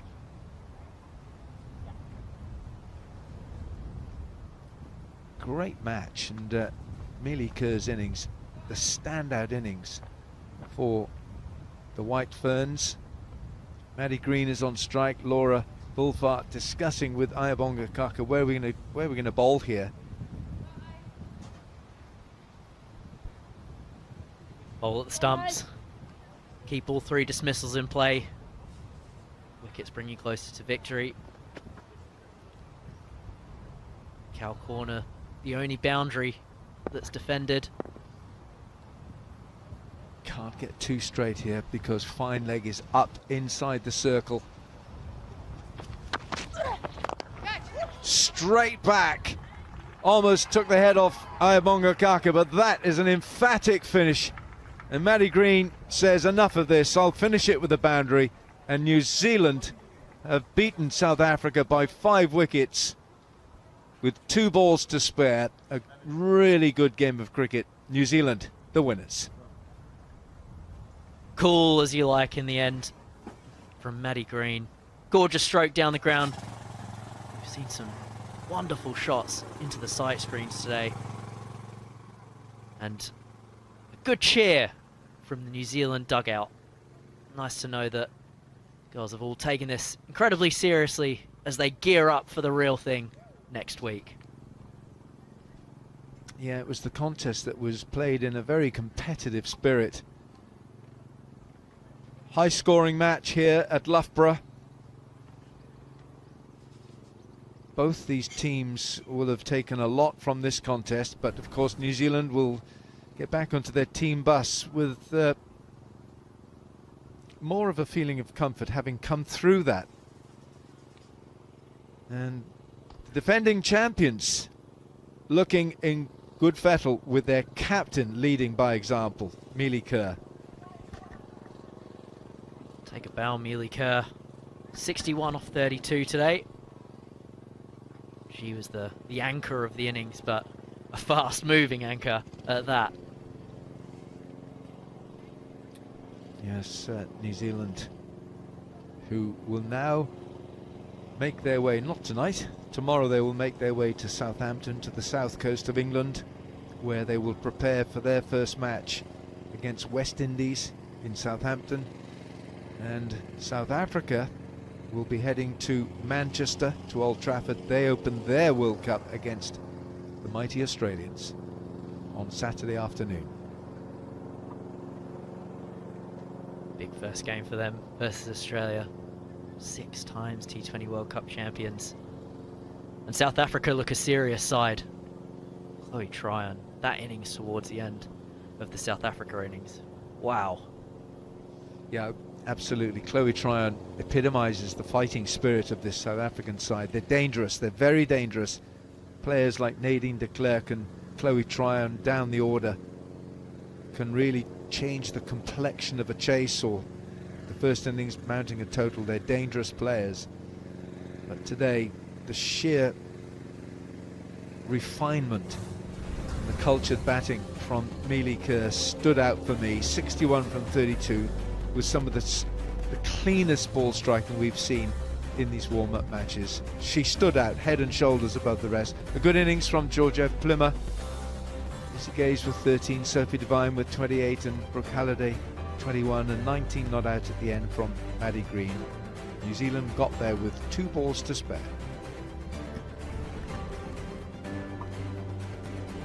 Mlaba, pick of the bowlers for me. That economy rate, 6.75 and 1 for 27 from her 4 overs. Bowled the tough overs when it counted. Cool as you like, and was surprised not to see Marizanne Kapp bowl her final over. South Africa 183 for 5. Chloe Tryon 61 not out. Mealy Kerr leading New Zealand to 186 for 5. And New Zealand winning by 5 wickets. A really good contest here at Loughborough University. We'll take a break. We'll hear from the captains after this short break.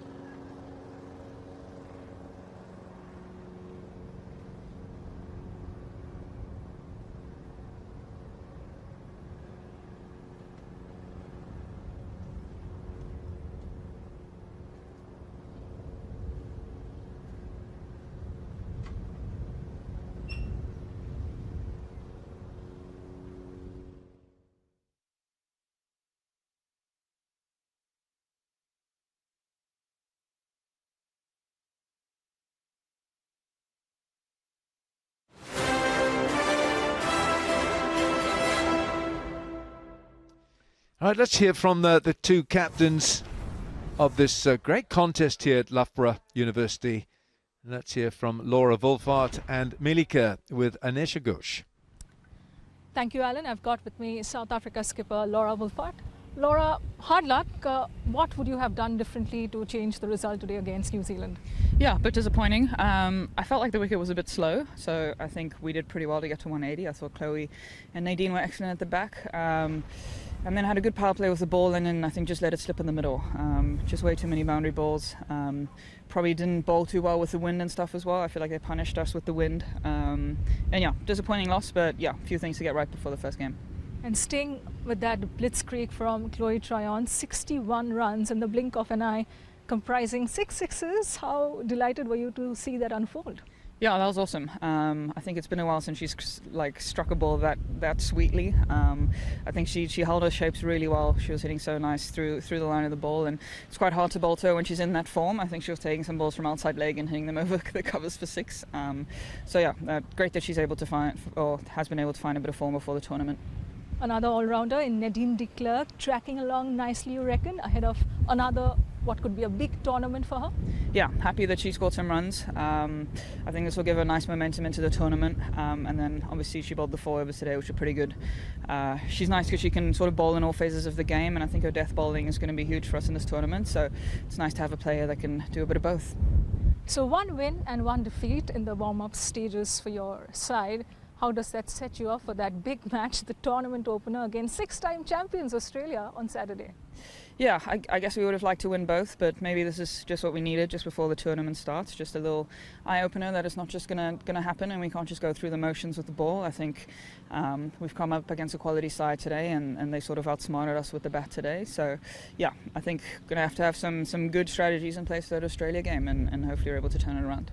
Runners-up in the last 3 editions of ICC Women's Global Tournaments. Looking forward to changing that eventuality this time around? Yeah, that'll be awesome. But I think we need to get there first again. So I think my message would just be to really stay present, really take one game at a time. We're in a tough pool, and every game is going to be tough to win. So if we find ourselves in that position again, hopefully we can go one further. But for now, we're just focusing on that first game. Thank you, Laura. Look forward to seeing you in the tournament proper. That was Laura Wolfart, South Africa skipper, as in comes Melika, half-centurion once again. How delighted were you with your team's performance today? Yeah, South Africa are a quality side, so to get the win today and chase a pretty big score as well is really pleasing. And looking at the way you have performed, Meli, back-to-back half-centuries, seems like you're gunning for a big tournament for yourself here as well. First time as a captain. Yeah, I'm looking forward to the tournament getting underway, and I guess cricket's a pretty fickle game. You know, in the England series I didn't really get any runs at all in the T20s, and then you come and get runs here. So I think you've just got to know with cricket that when it's your day to make the most of it and try cash in, because there's times where it doesn't quite happen, and you've got to turn up each game and just have the belief, and you start on 0 every time. Cricket sure is a fickle game, but nothing fickle about how Sophie Devine continues to bat. 21 runs, what a knock that was. Pleased with how your predecessor has been performing with the bat leading into the tournament? Yeah, she's been awesome. I think she's in a really good place, both with her cricket and mentally, and I guess the way she, her ball striking ability, and we've seen that here in the last few practice games, but also against England, and it's pretty scary to bowl at. Well, a clean slate here in the warm-up stages, 2 wins out of 2. What are your expectations of the tournament opener against West Indies on Saturday? Yeah, obviously West Indies are a quality side, and they have some real match winners within that team. But for us, it's a massive game, and you just got to turn up. And again, it's both teams start on 0, and you can't get complacent. So it's just trying to, I guess, control what you can and play really good cricket, and for each individual to try and nail their role, and the outcome will be what it will be. But if we can play our best cricket, I think we give ourselves a great chance. Finally, as captain of the defending champions, what would you mean for you, Melika, if you do go on to defend the title successfully? Yeah, I guess. Winning a World Cup is, as we know now, this group is very special, and it's what every team wants, and it's what you strive for as an athlete. So yeah, it would mean so much to be able to go back to back, and there's a lot to do before that moment. And the first, I guess, task ahead is the West Indies, and we've just got to turn up for game one. Thank you, Meli. All the very best. Cheers. Thank you. Melika, who will lead New Zealand, the White Ferns, into the ICC Women's T20 World Cup tournament after this resounding win. It was a really good contest today here at the University of Loughborough. Melika leading by example. So the warm-ups are done, and now it's the business end. Although tomorrow in Cardiff, 2 more warm-ups for you. India against England, 10 o'clock local time at Spire Gardens in Cardiff. And then the West Indies, Australia. That's in Cardiff tomorrow, but from Loughborough for the final time. It's goodbye from us.